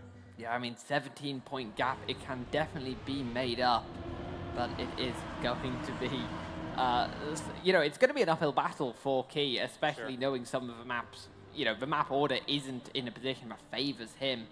Although Rotrex seems to have dialed into this match, was struggling at the start, seems to have got far more into the rhythm of it. You wonder whether, as we approach finalists, whether could those nerves, being on the big stage, really try and kind of get back to Rotrex, a player who, although I think quite experienced with lands for how relatively new they are to the scene, they are still a newer player. They still don't quite have the amount of competition experience of a player like Key. Yeah, it's going to be interesting. I mean, Key in that regard, not just involved from a player point of view with competitions, also from an organizational point of view, has been around for quite some time in the Trackmania community. But that does mean a lot of things happening, and maybe not as much practice as someone like Rotrex is putting in these days. We're all busy in that regard, but obviously all these players have put out a lot of time to get ready to make their way through as far as they possibly can. But Game Breaker, with 3 players left standing, it is a question of whether or not Rotrex is going to be the one to move on, or maybe Key is going to make that comeback happen. Indeed, indeed. For now, it is Key leading the way in front of Rotrex. Have to see if this can stand, though. It's such a tiny margins as we head onto this plastic reactor section. This can cause issues. It's very easy to drop a gear here and lose so much speed if you do. Rotrex getting a better line, gets past briefly the outside dirt lines. Look fairly comparable between the 2 players. Key maybe a little bit offline there. The gap staying fairly stationary. I think it's going to be decided by this ending section, this critical drift setup to make sure you can even make it across the speed check of this ending as we drive across the diamond pickaxe, across the tickets, and Key has made it past. No, they haven't. They have not. They haven't. They hit the left side of the finish. Lucky to ping into it at all and not get beaten by Nismo, to be honest. But yeah, PB from Rotrex, and only gets the win because Key crashed in a very strange way. It is one of those situations where the finish, especially on this one, I already mentioned the risky finish is a tricky one. I would argue the trickiest of the bunch in the map pool that we have. And it is that sideways finish that does allow for not just snipes, but also for these errors to occur, for these crashes that in this case are dealing quite a lot of damage to Key. As Rotrex currently is on 99 points, needs 21 points to make it happen. This ain't no blackjack. We don't have double or nothings to be offered here. And instead, at the moment, it's Key right now, who initially was in the deadlock between himself and Rotrex throughout most of the round. has been able to carve out a little bit of distance between himself and Roadtrex, but any minor mistake may prove to undo his first place spot. I mean, we saw that last time. It was a minor mistake at the ending, and it did undo the spot. I think Key is on a very quick run here. We'll see how this checkpoint goes. 0.6, it's pretty fast. Could well be a sub 102 minute time. We'll lose some speed here. Now it's to contend with whether or not they make the speed check. And Roadtrex again! Not again! Again! He can't keep getting away with this! Oh, what is that? That was a poor ending from Key. Just seemed to lose speed, and it really snowballs because you carry that speed for so long in that section. And it ends up being 3 thousandths of a second, giving that round to Roadtrex. I imagine Key is probably quite frustrated right now, having lost those 2 rounds, which would have really tried to close up the gap, but instead it's extended up to 25 points now. That's going to be an enormous job to try and overhaul. Yeah, I think in the case of Roadtrex, he must be, well, obviously ecstatic about this. Not just because this is on his map pick, but also because Amber Arena wasn't going too well for him. And he is aware that that is going to be coming up. Dude, we only have 2 rounds remaining on the track. Roadtrex will have to play 2 rounds to get into finalist at minimum. At the moment, doing a phenomenal job of it as well, taking the lead, heading into the third sector. And with Key crashing right before the checkpoint as well, it's going to give a lot of room for the Frenchman to make up some more ground, to put himself in a much more advantageous position, especially with Nismo coming into it. Unfortunately, hasn't really been able to be part of the conversation for this match. Is still doing everything that he can to get some traction, to get some points, but the gap is growing quite large as we make our way across those checkpoints. Across the tickets, Roadtrex driving another PB to himself, a 102.0. Great driving on his end. 119, 1 more round left on his map pick. So far, he's 3 for 3. Yeah, I mean, these players were all so close together. You know, and you've got to say, that map pick is looking very good for Roadtrex. They're not going to be able to clean it up here. They are going to have to play at least 1 round on Amber Arena to do it. But I think when you're looking at the opponents left in the match, Nismo and Key, I'd say for all 3 of these players, Amber Arena has looked like a bit of a bogey map. So when everyone else is going to struggle as much as you are, you might actually find yourself in a better position than if you did have like a tween or a mime in here who really can perform on that map. Yeah. So Roadtrex running away with it again. Mistakes from Nismo and Key. Maybe pressure getting a few much. Oh, Roadtrex in for barrier. It isn't going to matter from a point of view, as long as Roadtrex is able to finish to just get about 1 point to make it up in finalists. But hey, it looks like 10 points will be going the way of Key here. Not much to really look over on this round. It's a bit of a waiting game to see how Roadtrex performs in finalist. Yeah, it's a bit of a time to mentally reset as well for each and every one of these players, right? It's not going to be a hard-fought battle in terms of points necessarily. We know what is about to happen, the inevitable with Roadtrex picking up that singular point, getting into finalist, putting himself in a phenomenal spot, and giving himself, what, 3 rounds to have a shot at getting that winner in. Again, finalist means get first place in 1 round, just 1 round, and you, my friends, will secure yourself a ticket in the Comic-Con Baltics Grand Finals for this Trackmania. Well, it's a spectacle, honestly. I'm really looking forward to what's coming out for the Grand Finals, but we're not quite there yet. We need to decide who that last person is to make their way in. Yeah, and Key on 98 points. That's quite an unpleasant number to be on. You know, if they'd made it to 100 or over 100, then they, you know, would only need 2 rounds to get on finalists. But Key is going to be looking for 3, or I guess 4 actually, finalist denials onto Roadtrex. Has to stop Roadtrex winning at all on this map. Maybe hoping that Nismo can, you know, call in a couple of favors. We've seen that before from a player who, you know, kind of finds himself in 4th, but it is going to be, it's a big gap Guys, to make wanna up. share? Come on. Yeah, where's my snacks? Yeah, where's my... I'm hungry. I can't believe they don't want us eating food while casting. We're shackled down. We should. Oh, I know. I shouldn't tell them. No. We are totally fine. We are free to move and go wherever we want. Definitely no one looking over our shoulders at any point in time. Please ignore the man behind the curtain. It's jarring for me because I can occasionally see actual Kem in my line of sight as well. I've got Kem behind me and Kem in front of me. It's It's all over places. We are underway here on Amber Arena. We have Rotrex in finalists. This could well be the last round of the consolidation final to decide who reaches the grand final. Rotrex will be sat here praying for mistakes, I'm sure, from Key and Nismo, as Rotrex themselves had a pretty poor performance last time. Key slides out. Key immediately goes on the first bit of water. Where is Nismo? Nismo is still close enough to at least be forcing Rotrex to push. Rotrex can't quite full safe at this point to just navigate the track. They are still having to push, but the gap to Nismo is increasing. Nismo just hasn't really had the pace to be a factor in a lot of his rounds, unfortunately. So Rotrex, potentially just a few more corners to go. This is the last tricky section, possibly of the entire match for the Frenchman. Manages to make it round, is carrying a little bit more speed than Nismo. Nismo is really close, gap down to just 1/10 of a second. But Rotrex is looking good to book a spot into the grand final. No one to deny him this time. The Frenchman makes it.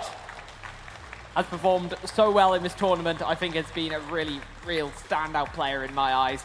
And there we have it, a slot in the grand final confirmed. Yeah, had a bit of a tough start to the match from his own end in terms of consistency, but at the same time having to deal with someone like Alcon constantly taking away those 10 points over and over and over again. Once we hit maps 3 and 4 is when we did see the potential and the pace that Rotrex is able to show off, and in that regard, he was able to really carve out room for his own, put himself in a position where he was able to secure that second place spot, and with that, join the likes of Mime, of Tween, to fight for that title. Indeed, that is going to be an absolute... Oh, I know, he stopped looking at us. That is going to be an absolute belter of a grand final. So if you're here in the arena, don't go anywhere. That's going to be incredible. If you're watching at home, also don't go anywhere, because it's going to be incredible. I'm sure that it won't be too long until we get into that. But I think this is our last cast together here at Comic-Con Baltics. We'll be passing it on to Turbo and Geek. And how have you found it? This has been my first one I've ever attended, and I have loved it. Yeah, likewise. It's been great being here, seeing each and every one of the people who not have only visited the booth, who have played in the tournament, but just in general, the crowd here at Comic-Con Baltics has been phenomenal, has been incredible, and it's been an absolute joy. But that's going to do it from us. But for now, we're going to send it over to our host, Heku. Take it away. Now that we know our grand finalists, Mark, luckily when it comes to Comic-Con Baltics, no one leaves the tournament empty-handed. Exactly. That is including our 5th and 6th place. That's right, and we're inviting to the stage Key and Nismo for 5th and 6th place.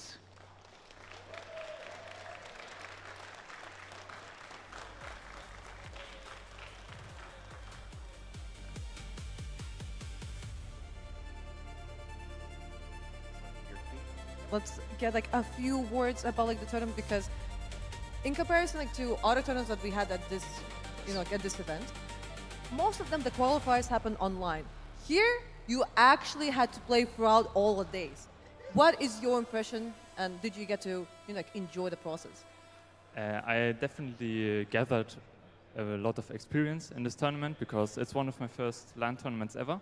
So it was really fun. I got really far, way further than I imagined. So yeah, what can I say? And a really valuable experience. Yeah. So, sorry, I just realized that these have to be switched up. Nismo got 6th place, Key's 5th. Sorry for that. that was interesting. Actually, I do have a question for Key specifically, my man. What was the lock that you couldn't unlock in this game here? Were there places where you felt that you could actually improve overall? I mean, I don't want to put it on a specific mapper, so I'll just say that once the match starts the wrong way, then it's really hard to come back sometimes. And I just couldn't find it in me. Understood. Thank you for that question. But overall, the experience that you had at this tournament, did you enjoy it? Oh yeah, of course. I love coming here. I try to be here every year. Last year I couldn't really make it. But yeah, I love this stage. I love the crowd here, and it's always fun to play. Amazing. Can we hear a round of applause? We don't even have to cue them. They already know. They already know. All right, guys, thank you very much for being here with us at the tournament. I guess now you can join the audience and watch the grand finals with us. All right, we're going to go on a short break, but we'll be back with the grand final.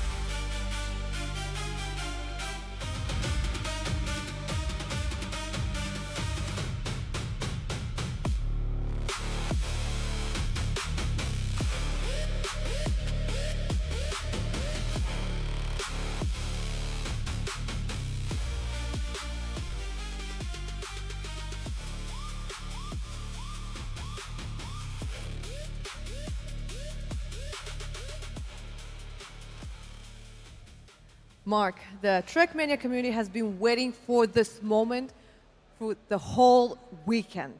It is time for us to start the grand final and to find out who will take the trophy. Considering that, you know, we are in Lithuania and these are your people. Yes. Can you hype them up?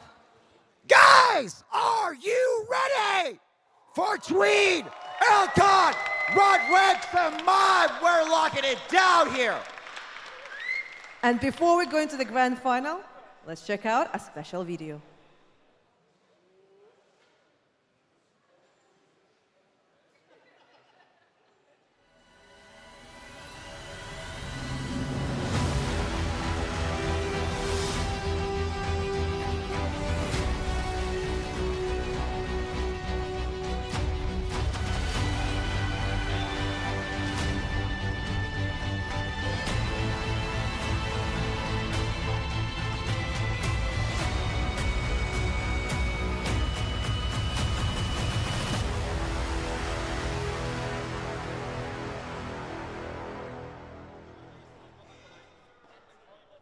How exciting of an announcement is that 2027 we'll be back, baby!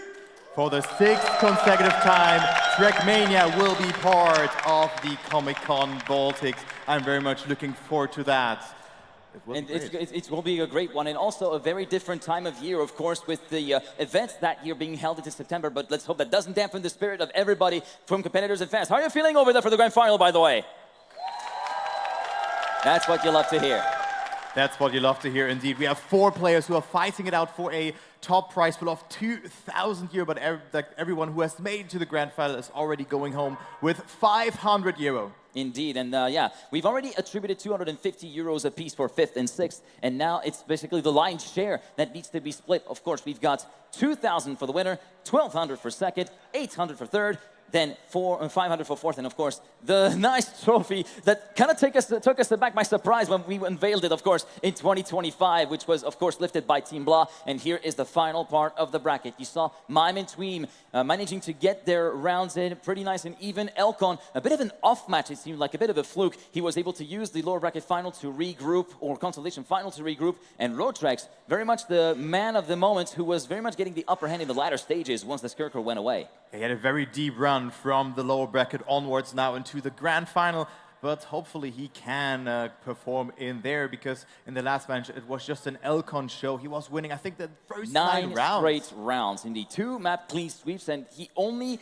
dropped out of first place on round 10. He still came away with 6 points. That was still such a great performance, and also Rodrex was able to pick up some momentum in the ending, because it was quite close between 2nd to 4th position, but he was able to prevail and make it across into the grand final. Indeed, as we are soon getting ready to go with the draft phase, and just a key few moments here to note, and a key few changes to note, 2 changes in fact. First up, points limit. We were up to 120 in this particular day of action. Now for the grand final, it's 140, and of course, we play until 3 players have won their finalist stages as the track draft now begins. So it is Mime who picks first, and the first pick will be Gamebreaker. Gamebreaker put it as the 2nd map, actually. We've always seen some people picking this map, picking the first map as the very first map of the rotation. It's not quite the case here for Mime, who opts to pick map 2. Tween will pick the first map, which will be Festival. And then Amber Arena will be map number 5 by Elcon. So if it's his best map, he has picked this map as the first one. He looks to close it out, but with a point of 140, it's very hard to reach map number 5 with finalist mode attached to your name. Yeah, indeed, unless you're really carbureting on all and firing on all cylinders and picking up as many points as you can in the early 4 maps. Rodrex will pick map 4, which will be Galve, leaving us with Throwback on map number 3. So Festival, Gamebreaker, Throwback, Galve, and Amber Arena, the map order for the 2026 Comic-Con Baltics Grand Final. Yeah, and Throwback has not been picked by the players. And Galve, also an interesting map. Rodrex was quite certainly good on that one, but who was really good on this map was the likes of Nismo, who had a very good run on his 2nd LAN, and just kudos to him as well. Great interview on stage as well. I really enjoyed it. He was very happy just to be here and also perform. He's like up-and-coming German player. You love to see it. Yeah, you absolutely love to see it, especially like talent from even established nations. Seeing some of the renewing of the guard, the changing of the old guard, slowly but surely kind of putting itself in place here on Trackmania. We see it, of course, across the entirety of the the worldwide scene in Trackmania, not just, of course, in the European scene. It's always great to see new talent come up, and Nismo really made a solid impression, including on me here on this weekend. One last dance, guys. One more time. We will start the game mode, and we have one final match here with a point of 140 points. Give it up for Mime, Tween, Elcon, and Roadtrax. And with that, we are about to go racing. The warm-up is about to start. We'll be heading on to Festival. Map number 1 it is, and we play also up until 3 winners. And wow, what a map that has been, and it might be playing a crucial role. We could see it up to 8 times, and certainly we will, because top 3 will also be decided. And also, courtesy of the higher points limit, we are guaranteed to see the map crop up once again as the warm-up gets started now. Players have now a minute to kind of find their bearings, and I'm looking forward to see how Elcon does, fighting against Mime and Tween for the 2nd time here on stage. Yeah, definitely. And I mean, Elcon looked so potent in his previous match. It was such a show, and especially on a map like Amber Arena, he was so good on. Like, it was such a great showing for him. And let's see if he can keep it up like that. But here we go. The players are ready.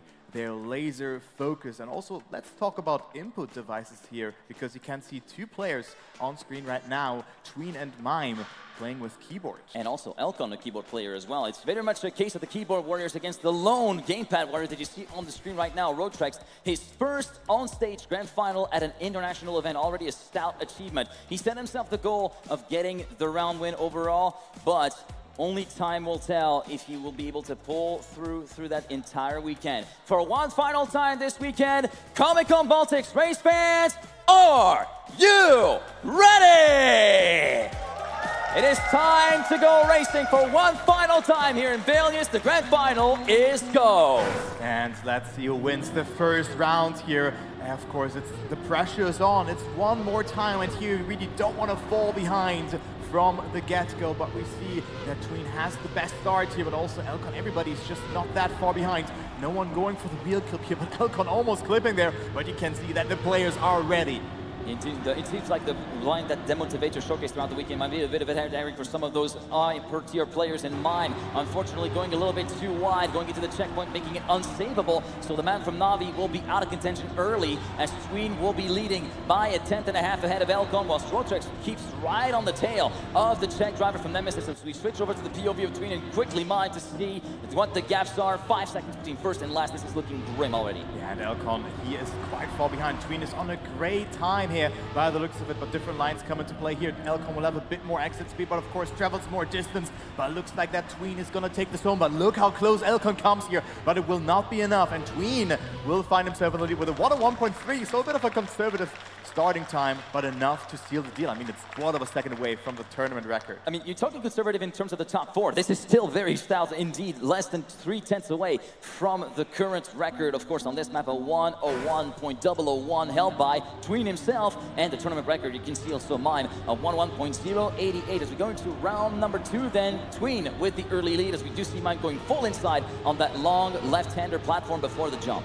Yeah, Mime will be a bit further behind by 0.1 of a second, but this could already be the decider. Roadtrax gets away with it. He slightly clipped there on the inside and bumped a bit with his car, but he doesn't significantly slow down. Didn't even slow down at all, but also Elcon, not with the best of lines there, will have a very, very harsh entry into the outside dirt, but still gets it away with it. And also Mime not with the best line here. That's a 3-horse battle for first, and Roadtrax with a very good round here. Mime having a bit of a bobble midway through the dirt, which is what prompted him to lose the time that he did, as we see Roadtrax and Tween going side by side in the transfer. And look at the low jump from Elcon, as we do see Tween fading at the landing from that transfer as well, which means it is a battle between the Frenchman and the Czech driver. It's advantage to Elcon going into the last few checkpoints, and it will be the man from Nemesis taking the 10-pointer with a time of, the stopwatch says, a 1:01.275. Great time there from Elcon, and that is the start that he was looking for on Amber Arena in the winner bracket final.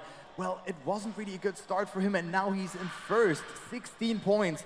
It really felt like that he just wanted to play one more match on stage at this point. If he continues like that, of course, we still have plenty of Trackmania that will be played in this particular match. But right now, Mime the winner of the previous match with only 7 points from the first 2 rounds. And with a very sluggish start as well, you saw him kind of fade towards the back of the screen from the perspective of the ones up front, as Mime seems to have taken a bit of a slowdown, or maybe did not have enough speed going over the bubble jump into the sausage road at the start of this map. So he finds himself mired back down in 3rd to 4th position, battling with Rotrex to get 1 extra point, as we go so close to the wall on the part of Tween, but Mime with a much better speed compared to Elkon, who's somewhat bumped up the exit of the dirt there, will fall back down to P4, Mime into 3rd, and still in with a shot for a 10-pointer. Yeah, he's not really majorly falling behind as opposed to Elkon, but look at the fight here between Tween and Rotrex. Rotrex with a great line, but doesn't get a good low jump here, so he will get demoted to last position in that one. And look at that, Mime is really on the hunt here for that 10 points.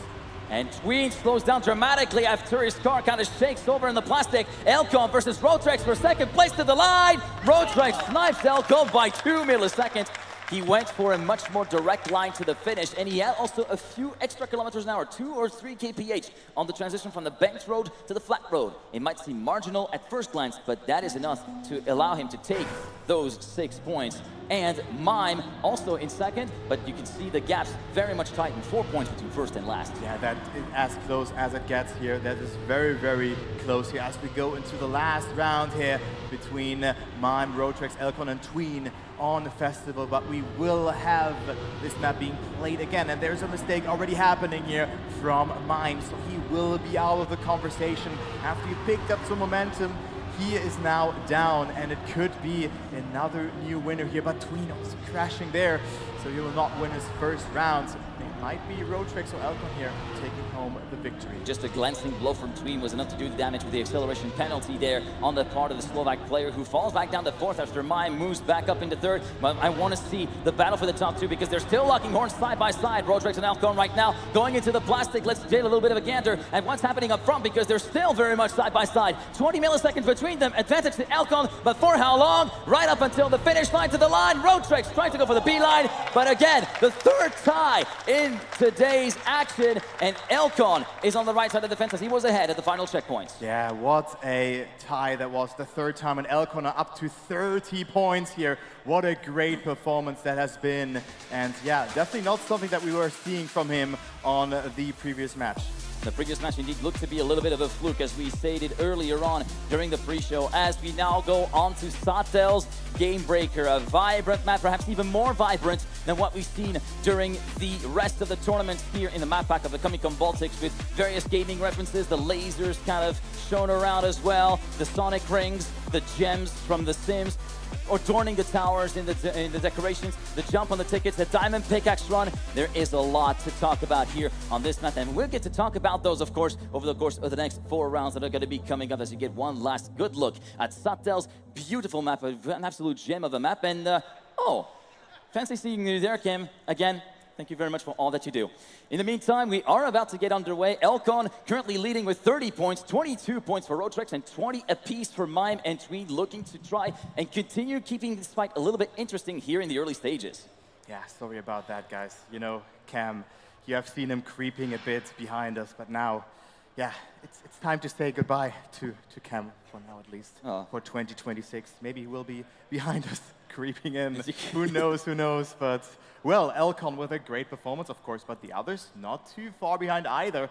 20 and 20 points, respectively. And now we go to Game Breaker. Let's see who makes it or breaks it on this map. A map that has a lot of transitions and just so good to watch as well. So much cool scenery on this map here. A lot of cool scenery on this map, and also a lot of great snipes that we've seen towards the jump into the final 2 tickets and towards the finish line as well. If you go ever so slightly wide, it can compromise your direct line into the jump, into the multi-lap block that acts as the checkered flag here. And we've seen plenty of people get heartbroken by those around the back who are just within touching distance to actually put the dagger through the heart of the leading player. Yeah, that can definitely happen, especially when you oversteer beforehand, because you really need to have a lot of speed here in order to make the successive jumps. There are 7 jumps in the 2 ending parts, and Rotrex will certainly not surpass those ones in first position. Mime is in the lead, Tween on 2nd, and then we have Elkon on 3rd position. So let's follow the Czech driver for Team Nemesis. Currently, right now, Mime has a 10th and a half of an advantage over Tween right now, who himself has a 10th of a buffer to work with Elcon. As we go into the third and final sector of this map, it will still be the man from Navi leading quite handily. Make that gap now a quarter of a second. Going into the last few sequence of jumps over the tickets and into the plastic. We've seen a couple of people lose a little bit more speed, which might prompt an attack from Elcon behind compared to Tween. It's not going to be enough. And a new tournament record of a .795.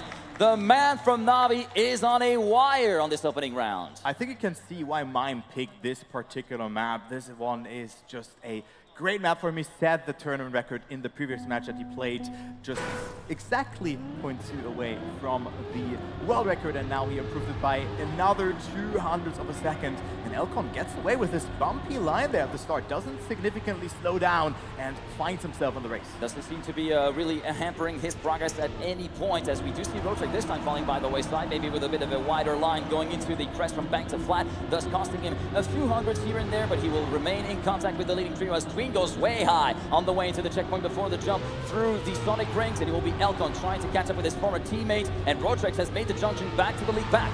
Mime on the hunt here to overtake Elcon, but they're currently, the former teammates are just not battling, or just battling it out and not moving away from each other here. Mime with a great line, but also Elcon had it very nicely. Look how, like, Tween is not even so far behind either. He could still get that first position, but it's so close. Look at Elcon going into first. A small clip from the inside of the dirt for Mime allows Elcon to make a move through to the lead, but it's still not on just yet. It's not quite done. It might just be done with that slide bubble from the plastic. Elcon takes the 10-pointer with a .945, 40 milliseconds ahead of Mime, who himself is just 50 milliseconds ahead of Tween. Less than a 10th and a half between first and fourth. Rotrex drove PB and he got last.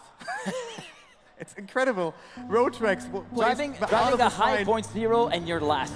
That's crazy. Welcome to the Comic-Con Baltics 2026 finals, guys. And we just kept things starting here, as it is Elcon leading with 44 points. That was Mime's chance here to get those 10 points across. But what a middle or like ending section from Elcon it was. Mime was leading by 0.1 of a second, but then had that pixel clip slowing him down just a little bit to open the door for Elcon, and look at that. Elcon in the lead, but having to readjust here, not too much speed, and it's a 3-horse battle for first. This time it's Elcon pulling a Tween and going a little bit too high before the jump into the Sonic rings. It will be once again Mime and Elcon going side by side, and Rotrex making the junction into jumping the third, and with Elcon going a bit sideways, it will be Rotrex unfortunately trying to capitalize on that, not able to do so, with a huge clip from the right rear, and same right rear tire that clips the wall at the exit of the dirt, and Mime also in difficulty. Tween takes the lead. Tween takes the lead. He's in need of some points. He could go up to 40 points here, and also Elcon would lose a lot of points in this particular round, and I think the positions are as is, even though Elcon, will he make the jump? Yes, he will, but that was so close, and with that time, Tween, I think, would have been last in the previous round. Previous round would have been the last place, yeah, indeed. See how it comes and goes so quickly in Trackmania. One round you can have the mother of all rounds, and then all of a sudden it becomes one of the rounds of all time, as we often refer to. As we go on to, I think it is our fourth and final round here on Gamebreaker. It is indeed our fourth and final round, as you can see in the top right corner as well. When I open the scoreboard, and well, Elcon and Mime go on a small adventure there, you know, and it will be one of the rounds this time. In case in point, one of the rounds of all time that is just following up a couple of great rounds that we've seen. It will be Tween and Rotrex. Rotrex, who's going to be in with a very, very solid opportunity to try and climb the gap back up and try to make the junction to at least third place, currently held by Tween on 40 points. And right now, speak of the devil, he's currently battling with the Slovak player. They're going side by side on the way into sector number 2. Oh, and Rotrex with a good line that gets a bit of airtime, but still doesn't significantly slow down, has a wonky gear after that. And this will be the round for the Slovakian veteran. And he is not throwing those ones away. He's 0.2 ahead. Rotrex still trying to stay in close proximity, but Tween is not a player who like fails those rounds. He is just like, he's just such a like he will punish every mistake in those kind of situations, and he will win the round with another 0.10. So great time here from Tween. Elcon and Mime, after that small adventure there at the start, on third and fourth position. Indeed, as they find themselves kind of caught back up, especially with Tween moving up to second, ahead of Mime for 5 points, and Elcon still in the lead with 52, as we're going to be moving through the ages of the Comic-Con Baltics Trackmania tournament, as map number 3 is Throwback from Spec. Let's go down memory lane one more time here, and I mean, we'll be here next year as well for another Trackmania tournament, and this one just keeps on growing and growing, and to be honest, it has been a blast this weekend. It has been a true blast indeed over the course of the 2 days of competition and a little bit earlier as well for us as we came in on Friday.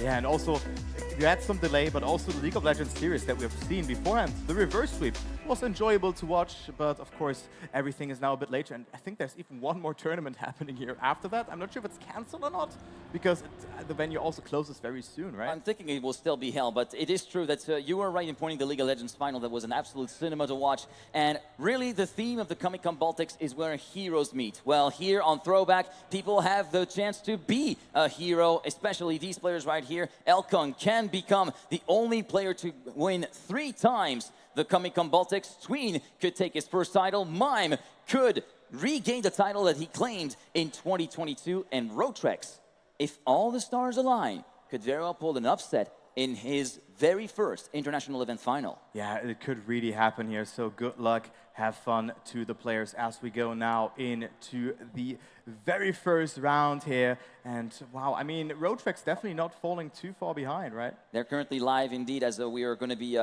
seeing Mime as currently driving through the rounds. And now we go back into the game. It will be right now Elkon, Tween and Mime locking horns 1, 2, 3, and Rotrex with a bit of a slow start, 3-10 down in 4th. Yeah, and it is Rotrex who has made a slight mistake. Elkon also catching airtime there, so it will not be a good, like, he doesn't have a buffer to work with, but it is Mime who cannot capitalize fully from that mistake there, so he is still on 2nd position. Also, Rotrex doesn't go for the risky line there. Doesn't go for the risky line, opts to go for the conventional approach, but it will still be locking horns with Tween for 3rd. Meanwhile, Elkon and Mime, the 2 sparring partners, at it again. Mime with a bit more speed, and actually Elkon going over center, taking their time, promoting everybody behind him up into 1st, 2nd, and 3rd. Tween still fending off the attack of Rotrex for 2nd place. Mime will take the win with a .522, 3/10 ahead of the squabble for 2nd place, in which Tween will emerge the victor. Yeah, so Elkon's lead is really crumbling away here as it is now. Dead even between them. Mime, actually Tween goes into the lead with that. It's 1 point between 1st and 3rd. And then Rotrex is also in close proximity with 41 points. But we're not even like halfway through this grand final. The point was 140 here.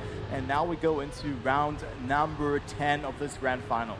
Going in right now from the perspective of Tween, who will be taking the lead at the end of sector number 1, the Roserate and Shadeshift sector. Now we're moving on to Melohi, one of the tracks from the 2024 edition with the grass road. It's a really tightly knit battle for the top 3 side by side as Rotrex now puts a little bit of pressure on Elkon as Mime fades away pretty quickly here. And now going on to Trakai, the 2025 map from the 2v2 edition. Rotrex and Elkon still side by side. Tween still making it an interesting 3-way fight. Yeah, and Elkon with a great line there, but also Tween. But Elkon clipping there on the inside is completely out of this round here. So let's take a look where Rotrex is going to be. He's too far behind, Java saying. Also Tween not catching airtime there. The only thing that is left aside here is to clear that risky jump. And Tween is looking like a good approach. He drifts a little bit, but is still in control and wins the round up to 66 points, extending his lead. Tween is looking now to be the one who reaches finals first, but of course it's still way too early to tell that. It's a marathon of a match. We're not even at the halfway mark. That's telling. 66 points out of the 140 that are required for the grand final. Remember, we are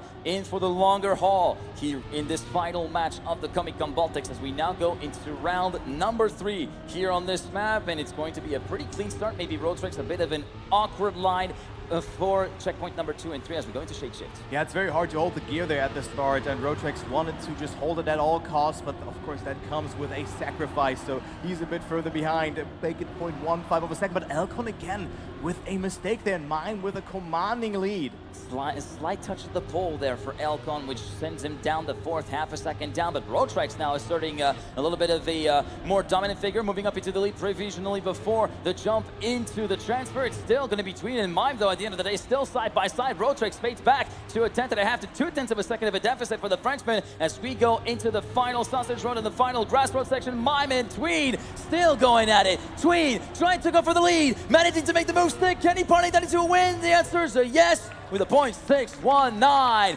23 milliseconds ahead of Mime. A great round there.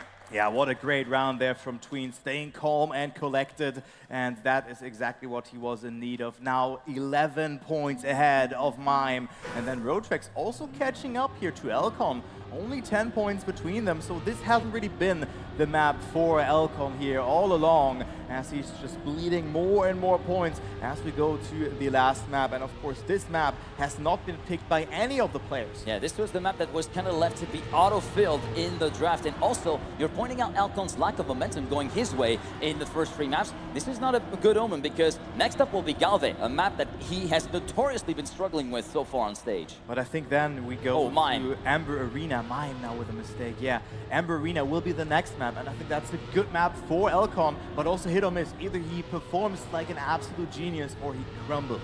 Indeed, as we go now towards the final few corners, it will be Tweed leading Elcon by about a 1/10 of a second, and a further 2/10 back, we find Roadtrex, the man from 2R Esport, who's going to be content with the 4 points that come with that 3rd place finish. In the meantime, Tweed is just managing this gap and bringing the car home, although he was weaving over the track and then some. A 0.468, strong time for the Slovak player. Back to back for Tween here, and just great times all along. Consistent performance, up to 86 points. That is so impressive for Tween. Keep in mind, he lost, or like he got 2nd in the winner bracket final against the likes of Mime. Yeah, indeed, as we're going to be moving on to a map that will probably favor Mime. It is Galve from Clear Vision in Tune, and I say that because looking at the stats, Mime is the top dog.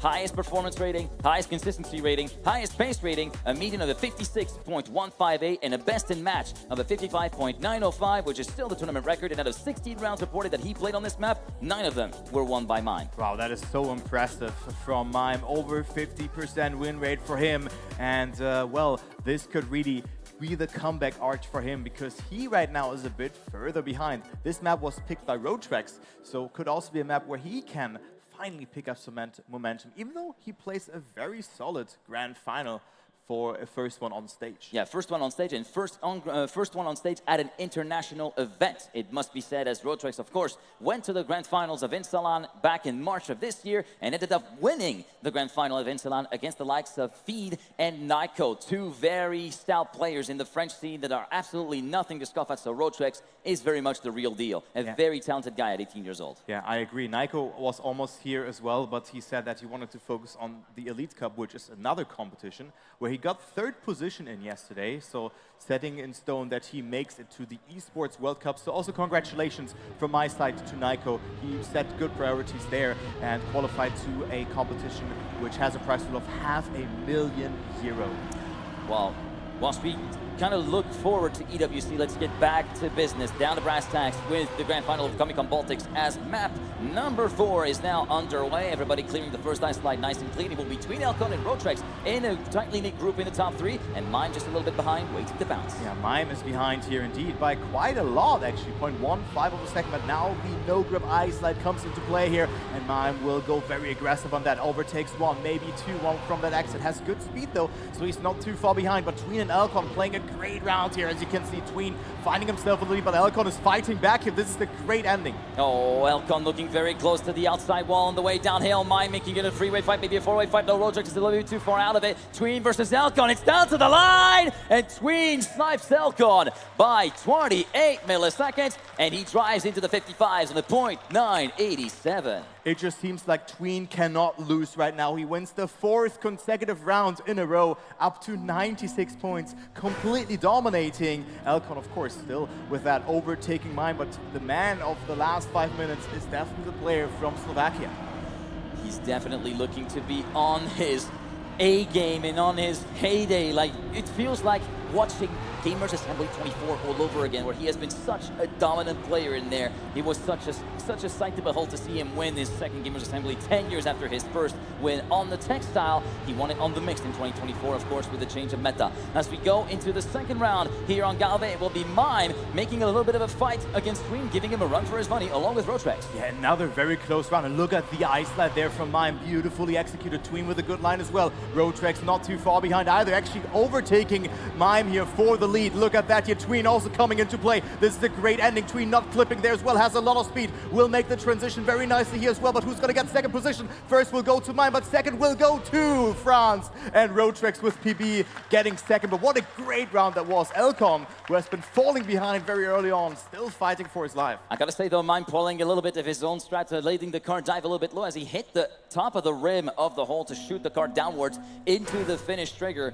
It might, most of the time it works well, but there's been one time where Mime has missed the shot, and it was with catastrophic results. Yeah, and that is something that you can't just avoid by just tightly releasing or just, you know, taking a slight different approach in there. But we've seen Mime indeed clipping the top of the hole, and then there's a finish gate that you just missed because you're just gonna drop down like a fly.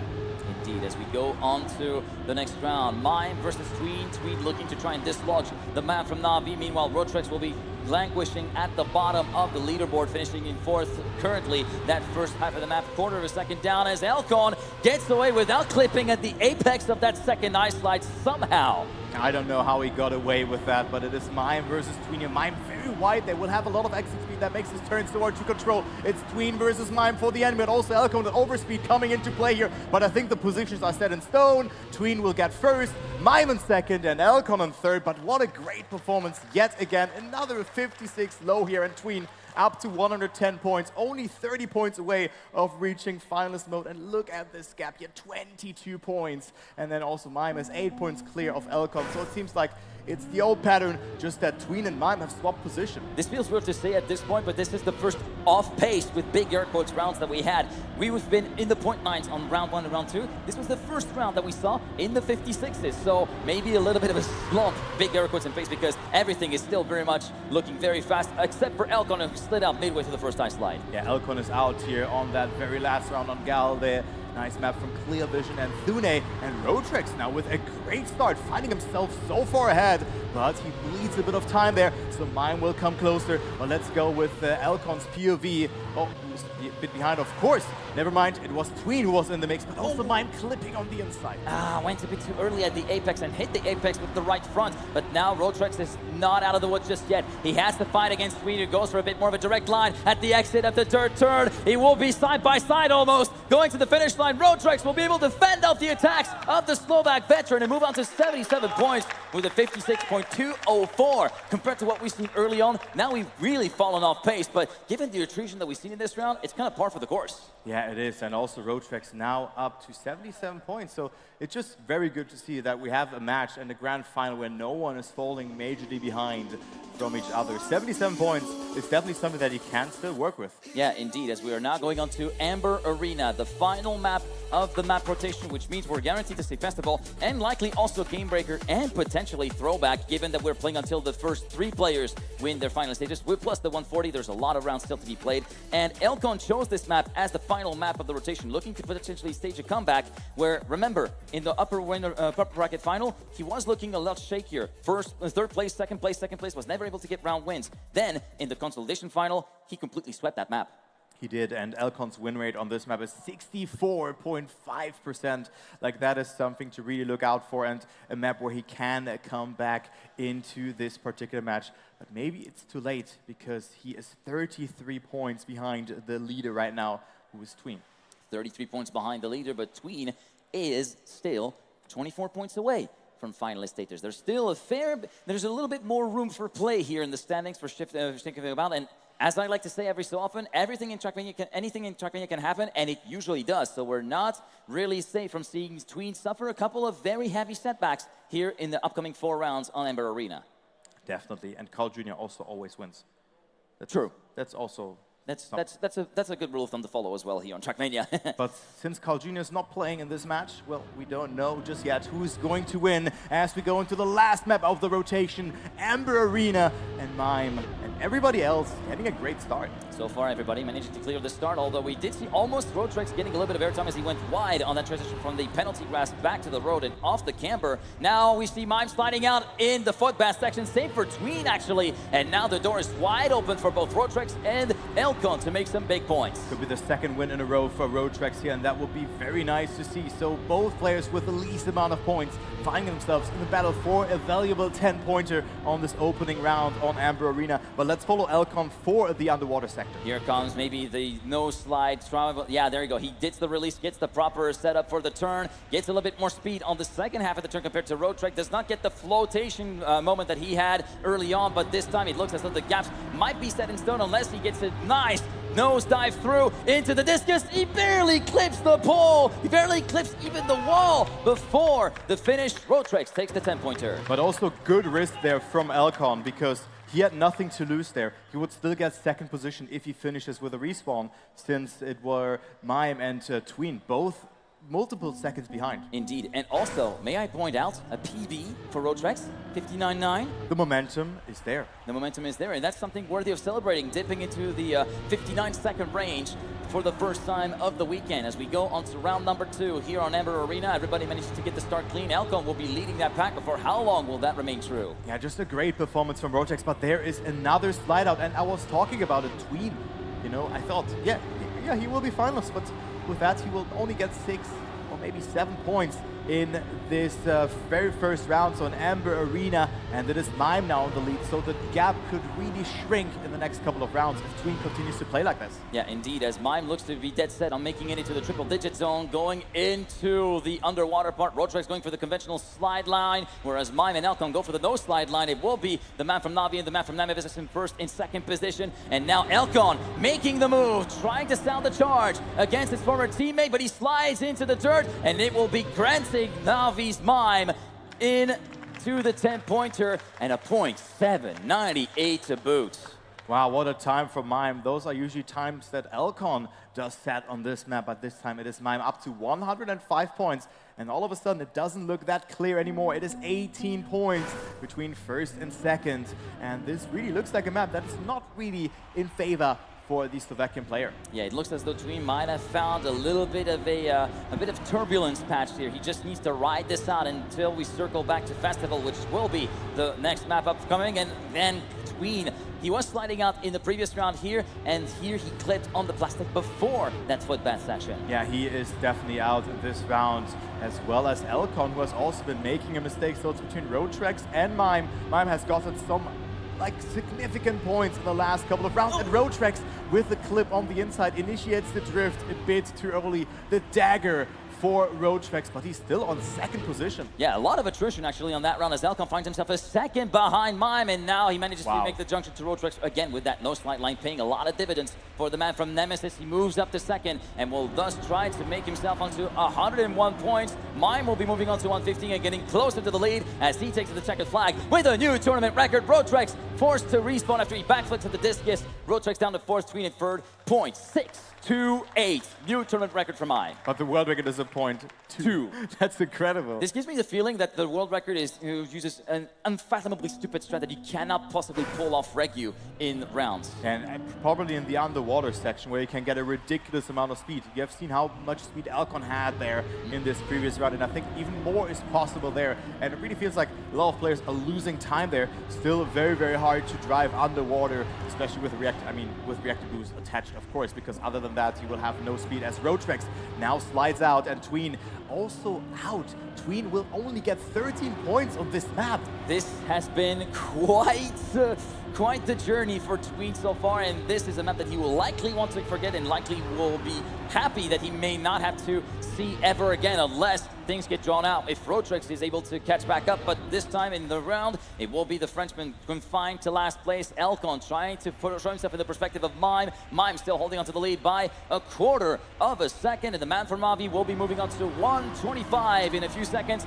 and slash the gap down to just 6 points between himself and the leader, and with another back-to-back tournament record of the .532. Just how far will he go? Yeah, sadly, this was the last round on Amber Arena, and we see a DNF from Roadtrek as well. He did not finish this round, so he gives one more point to Tween, who's at 131 points. He's only in need of one more first position. And the thing is, we've already talked about this earlier on during the stage matches, a 0-point finish in cup mode, especially in this late stage of the game, that could very well be a death sentence if you're aspiring to finish even on the podium or even second place. Yeah, 94, 97 points is a huge difference, and maybe it comes into play again. So you really want to make sure, if you fail, to not fail again. And we now circle back to map number 1, which is Festival. This map has been picked by Tween, and well, this one has been a banger. It was Tween playing really good on this one. I think he had 30 points after it, or was that mine? I think it was Tween, right? I think it might have been Tween indeed. It's kind of a blur whenever the rounds are this close, so make sure to bear with us. But yeah, Tween was definitely among the top performers in there, and Elcon was one of those that were having a little bit of a rocky start, but actually Elcon was able to get some solid round wins, and Roadtrex also made some very interesting round finishes happen on this opening map as well. Yeah, I do remember that it was very close after the first 3 rounds. It was only 4 points between the players. The gaps were really close in the points. Of course, things have somewhat evolved. The plans have shifted, as some would say, in terms of the point standings, but I reckon we could still be in for a treat on this second rotation. I do think so as well. Let's take a look if we're gonna see the Comic-Con Baltics 2026 winner on Festival or not. That's going to be an interesting one to see, as we are now back into the game. Quick score recap. You can see it on the left-hand side of the screen. 131 for Tween. He needs to win the round at all costs if he wants to get finalist status by the end of that round. Mime has a bit of gap to clear. 125 points, needs 15 points. We see Elcon 33 points away from finalist, and Roadtrex yet to break into the triple digits. Yeah, and of course that no finish from the previous round will not help him, because he at least needs second position in order to reach or surpass this 100-point barrier. But right now he doesn't get a great start. Look at Tween and Mime fighting it out. Mime going too far outside on the third turn, and Elcon also still in there. How did he survive that? Roadtrex nearly following the footsteps of Mime, but how on earth did Roadtrex survive that? He was nearly a couple of pixels away from brushing the wall in the same style that the man from Navi did. Right now, Roadtrex is in third, and he's making it a 3-way fight for the lead, as Tween and Elcon are right within his basically front view. They're right in his sights. They're all regrouped within 53 milliseconds. Elcon into the lead. Tween in second place, clips the island, promotes Roadtrex to second, and even Mime up to third. Elcon takes the 10-pointer to move on to 117, 90 milliseconds ahead of Roadtrex, who made a great final sector. Yeah, he did, but also Tween with the mistake that he was in the lead, but he could not close it out and reach finalist mode. He's up to 134 points, still of course coming closer towards that finalist mode, but also Mime at 129 points. Of course, he would have loved to be at 130, then we could have maybe seen a double final situation after the second round here on Festival. But also Roadtrex up to 100 points, so this is really a close grand final. A very, very encouraging performance in the grand finals for Roadtrex again. As we go into the next round, it will be Elcon almost going a bit into the wall, so going a bit sideways through that chicane, trying to keep it on the gray stuff and avoiding contact with the walls at all costs. This time Roadtrex will not be able to keep the car contained under the dirt, and he will be falling perennially down the fourth. Yeah, he is out of the race here. Also Mime with a different line in comparison to Elcon. Lands a bit earlier, eats a bit of the penalty surface, but still getting the top speed out. And look at the jump here from Elcon from third to first. What a line was that from these Team Nemesis driver here. That was absolutely bonkers, but he's still battling it out with Tween. Tween only in need of his second position, but look at Mime going for the attack. He wants to deny the finalist mode towards Tween, and I think he's going to do it, but Elcon with a monstrous ending will win the round with a 101.248. And thus, Tween finds himself on 138, which means he just needs to reach the finish line, and that's it. He will be the first player confirmed into finalist status, but Elcon completely making the junction. 127, just 8 points behind Mime. But what a performance from both Mime and Elcon. I really have to stress this one. It was so crazy how they cleared that ending sector, and Tween is still not finalist. Tween absolutely not finalist. He will be at the end of this round no matter what happens. Mime does need to get second place at the very least if he wants to make it a double at the end of this round. Otherwise, he will be stuck on 139 at the very most, or 138 at the very least if he finishes third or fourth. Currently, Tween will be leading at the end of the first sector. And currently, Mime is also on third position, so he needs to push a bit more, and he clips the outside, so he will be out of the conversation. Also, Tween slowing down. This is not really significant. He only needs to get a finish done, but also Elcon, if he wins this round, he only needs to finish the next round. Elcon again, what a diagonal setup. He has a good line here, but will it be enough to get first position? Oh, currently, well, Elcon going too far over the hole and clips the rim of the hole, and now Rotrex wants to have a little bit of an argument of the point there. He takes the lead into the plastic before the final 2 checkpoints, and the man from 2R Esports moves on to 113 with a .388. It's not that insignificant of a round for Tween though, because ultimately, even though he reaches finalist, he wants to deny points to others. He failed to do so with Rotrex, and with that, the Frenchman is still in with a very distant shout of potentially scrambling up the leaderboard once more. Yeah, again, he's not falling behind, he's not giving up. He set a very, very far-fetched goal against those like incredibly fast players with his 4th LAN appearance this year. Of course, he has been gaining a lot of momentum, but guys, Tween is in finalist. Tween is in finalist, and Elcon, Tween clipping the edge of the hole with the reactor block. I don't think it was intended though. Elcon clipping the edge of the platform before that penalty grass section, and it will be a 3-way fight for the lead. How poetic would that be? That if Tween wins this round, that was an excellent clip with his former teammate using that line, and Tween is in close proximity here, and Rotex could win this round. Rotex needs to deny. Elcon is behind, but take a look here onto the speed from Tween. We go into the last sector. Will Tween win it here or not? Who gets the best low jump? It will be Tween looking to continue eking out the advantage. Rotrex now is under hot pressure until Tween clips the wall. Now it's down to Mai to potentially deny Rotrex a 10 points, but he crashes himself into the pole before the final plastic part. Rotrex will inherit a free win and thus move on to 123 points with a new personal best as well of a .282. Stout times. Elcon not finalist yet. He's on 137. Mime makes it into double finalist. It was so close there for Tween that he has been making that mistake, but eventually, well, he has made it, and we have a double final situation, but Rotrex, he's not out. Like, I did not expect Absolutely that. not. Maybe like a 2nd place that he could have gotten in this with a finalist attempt. But he's at 123 points, and 2 wins means that we could have a 4-way final situation. Imagine that. Praise for quad finalists. Every time there's a possibility it happens, we have to pray for it because it's such a special occasion to see so rare. All 4 with the red trigram on their car, with the red F next to their name, battling it out for ultimate glory here at the GAMEON Baltics. Quick score recap for those of you joining us. Mine and Tween, both in finalists, both need to win a round if they want to claim the title of 2026 GAMEON Baltics Trackmania champion. Elcon just 3 points away from finalist, and Rotrex on 123, still in to play a bit of a spoiler role. Oh yeah, this will be so exciting, and Game Breaker will be played for that one. We have seen so many close rounds here that have been decided by just slight mistakes, and I think none other better map could have been Honestly, I'll be bluntly honest, this map will break more than the game. If I am honest, there's going to be more than just software that might just be left in tatters, given how much spectacle this map has delivered over the weekend. As we now are getting ready for the final 10 seconds of warm-up. Are you good to go, GAMEON Baltics? You'll love to hear it, and it's time to go racing once again on Game Breaker. Satel's masterpiece plays host to potentially the crowning of the 2026 champion. And we have Mime and Tween both being in finalist mode. Elcon is 1 finish away, but of course he wants to deny the others and make it a triple final situation. Rotrex at 123 points, and look at the start here from Tween. He finds himself in the lead, but everybody's actually in there. No one is falling behind. No one falling behind. Everybody's still within each other's ghost pretty much. Less than a tenth between first and last 67 milliseconds.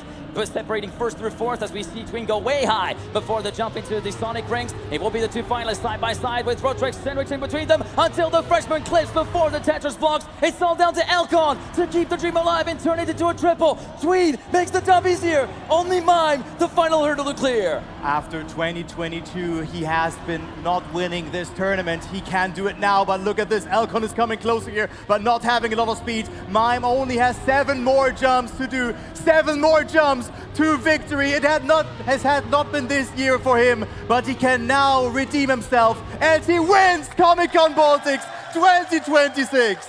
His first LAN win under the Into the Breach banner came here in 2022 in a different hall, but 4 years later, under one of the most prestigious jerseys in esports, He takes the title again, defeating his former teammate and two-time champion Elcon. Roadtrex has taken a few points from there as well on 127, but Elcon now has a shot of denying Tween the second place. Yeah, Elcon is now in finals as well. Roadtrex at 127 points. And let's take a look who's gonna take it home here.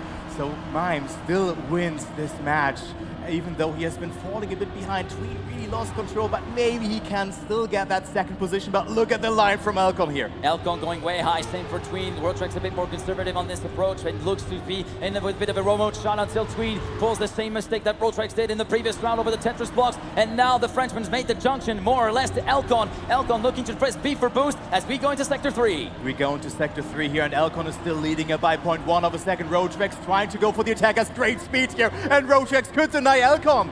Roadtrex could deny Elcon. He only has a 10th to work with, though. 10th and a half there, thereabouts. All can come unraveling so quickly in the plastic. He looks to lose a lot more speed compared to Elcon. To the line! Elcon snipes Roadtrex by 33 milliseconds and thus finishes the runner-up of the 2026 GAMEON Baltics. Roadtrex, oh, this has got to be the worst case scenario. Win or bust, and if he gets second, 139 would be the score next to his name. I think we have another Snipe of the Year nominee here, guys. That was absolutely incredible from Elcon. Marius write that one down, and it is Roadtrex who needs to win this round. Tween is still in finalist mode. It is do or die for both of them. 800 euro for third position, and Roadtrex goes into the wall. But what an amazing performance it has been from the young Frenchman. Absolutely nothing to scoff at. It's just a shame that that final round might have been cut just a little bit short with that early touch on the outside of the dirt from Roadtrex. And Tween, who has been the first finalist for so long, is just the perfect picture example of going to finalist is one thing in cup mode, getting to conclude in finalist status is another whole different ball game, and Tween has paid the price dearly. He's been on the short end of the stick many times, and this year is no exception. Yeah, and he has a gap of 0.6 of a second here, so Tween is not losing those rounds. Just a couple of more jumps left here for Tween, and Tween will take home the bronze medal. But what a final that has been, but give it up for Tween. And also, beyond just Tween, Mime, and Elcon, give a round of applause for Roadtrex as well, who has performed absurdly perfectly, almost perfectly, in his first international LAN event final on stage here in Vilnius. His first time in Lithuania as well. Honestly, a supreme performance. Personally, my favorite performance of the whole weekend there. Yeah, definitely. It was absolutely great to see him making it to the final. I know he looks a bit disappointed, but he should not be. That was amazing. He grabbed for the stars, and he exceeded, for me, the expectations that I had onto him. It was an absolutely amazing performance. Really, really good to see that, and it was not enough to beat it. Early on, we were talking about him in the booth during the Saturday matches.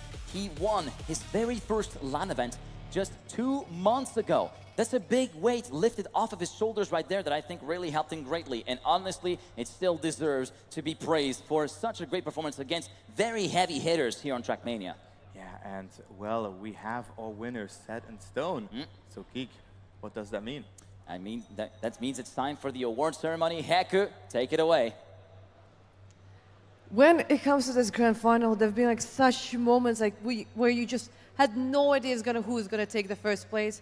But let's maybe start with the fourth place with a player who actually does not have that much experience when it comes to playing on international stage, and I think he showed like a really good result. Exactly. So, Rex, where are you at? Come over here. Come over here. There we go. Oh, Rex.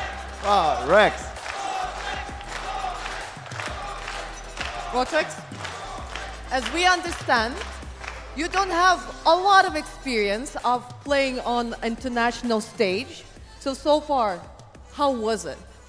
It was insane. Like, it's an honor to play against these pro players. It's my goal, and I am entering this grand final. I was completely normal. I play like normal in training, but even if I am not stressed at all, there is time you can't make their time they are too fast. Like even without stress, they are beating my PB. But yeah, I'm really happy. Not finalist, 1 point, but yeah, I'm happy. Great. Great. So I only have one more question. Will we see you next year? I mean, of course, I will try to do the same. Perfect. Perfect. Thank you very much, and congratulations to you. Congratulations. I just want to shake your hand. You also get a handshake from Cam, which is really, really important. Yeah, to the get. sexy man is just takes me away every time. Merci beaucoup.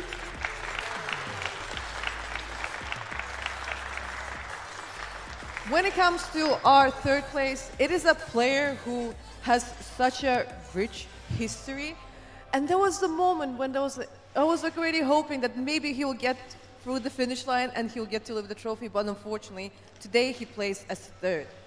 Yeah. Well, Tween! Come over here, my man!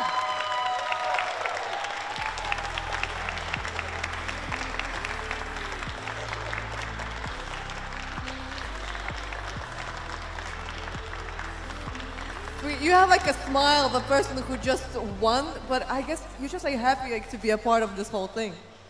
I mean, that's pretty much it, yeah. Like. I have one extra question here. Do you think this LAN made you grow as a player here, as a competitor? Definitely.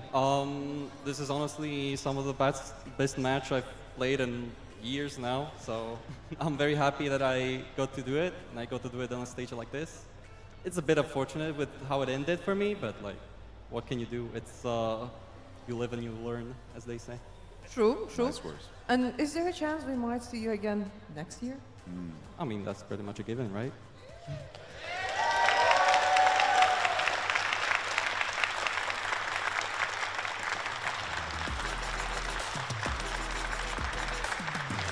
Thank you very much, Keith. When it comes to our second place, well, for a really long time, we could kind of call him the king of the Comic-Con Baltics Trackmania, but today... No longer. No longer. Who is it? Alcon!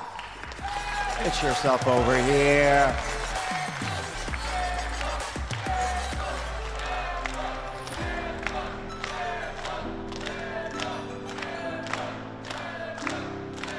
Alcon, you've had like so many first places here at Comic-Con Baltics. This time, it kind of slipped away. What do you think happened? I think I wasn't just feeling it today. After the first match on stage, I really just sucked there, to be honest. I kind of got back my confidence in the second one, in the lower final, but it just wasn't enough. I feel like mine played really well today, and I was just a tiny bit too short. A bit too short, all right. No problem, but I have a question as well. So, will we see you hunting for revenge next year? Definitely.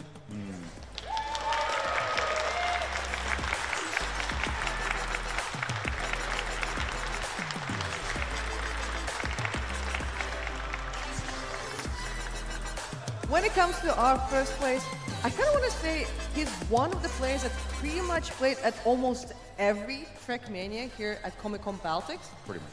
Yeah, he had like a first place, a third place, a second place, and now he's back in the top. Mime!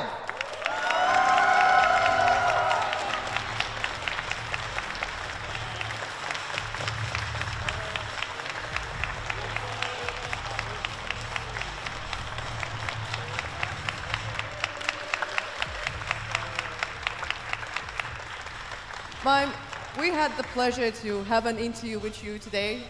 Is there a chance maybe it was like a bit of something that added you like extra motivation to, be interviewed once again? I think so, yeah. I'm just so happy. Like my start was bad as usually for some reason, but then I just kept playing better and better.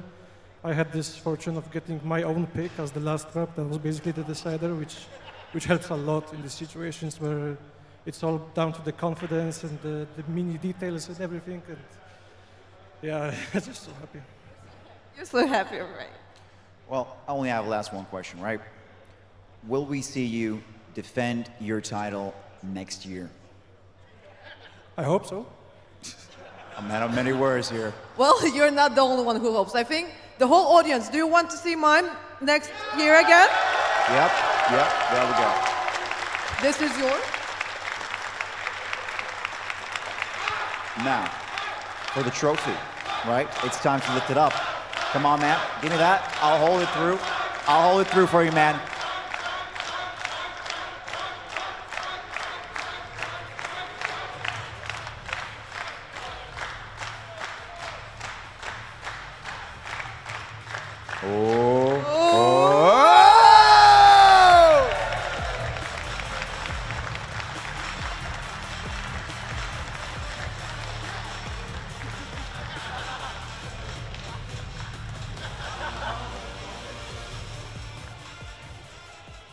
Mime, thank you very much. I hope this trophy is gonna take like a nice spot on your shelf. Everybody, I hope you enjoyed our adventure here with Trackmania.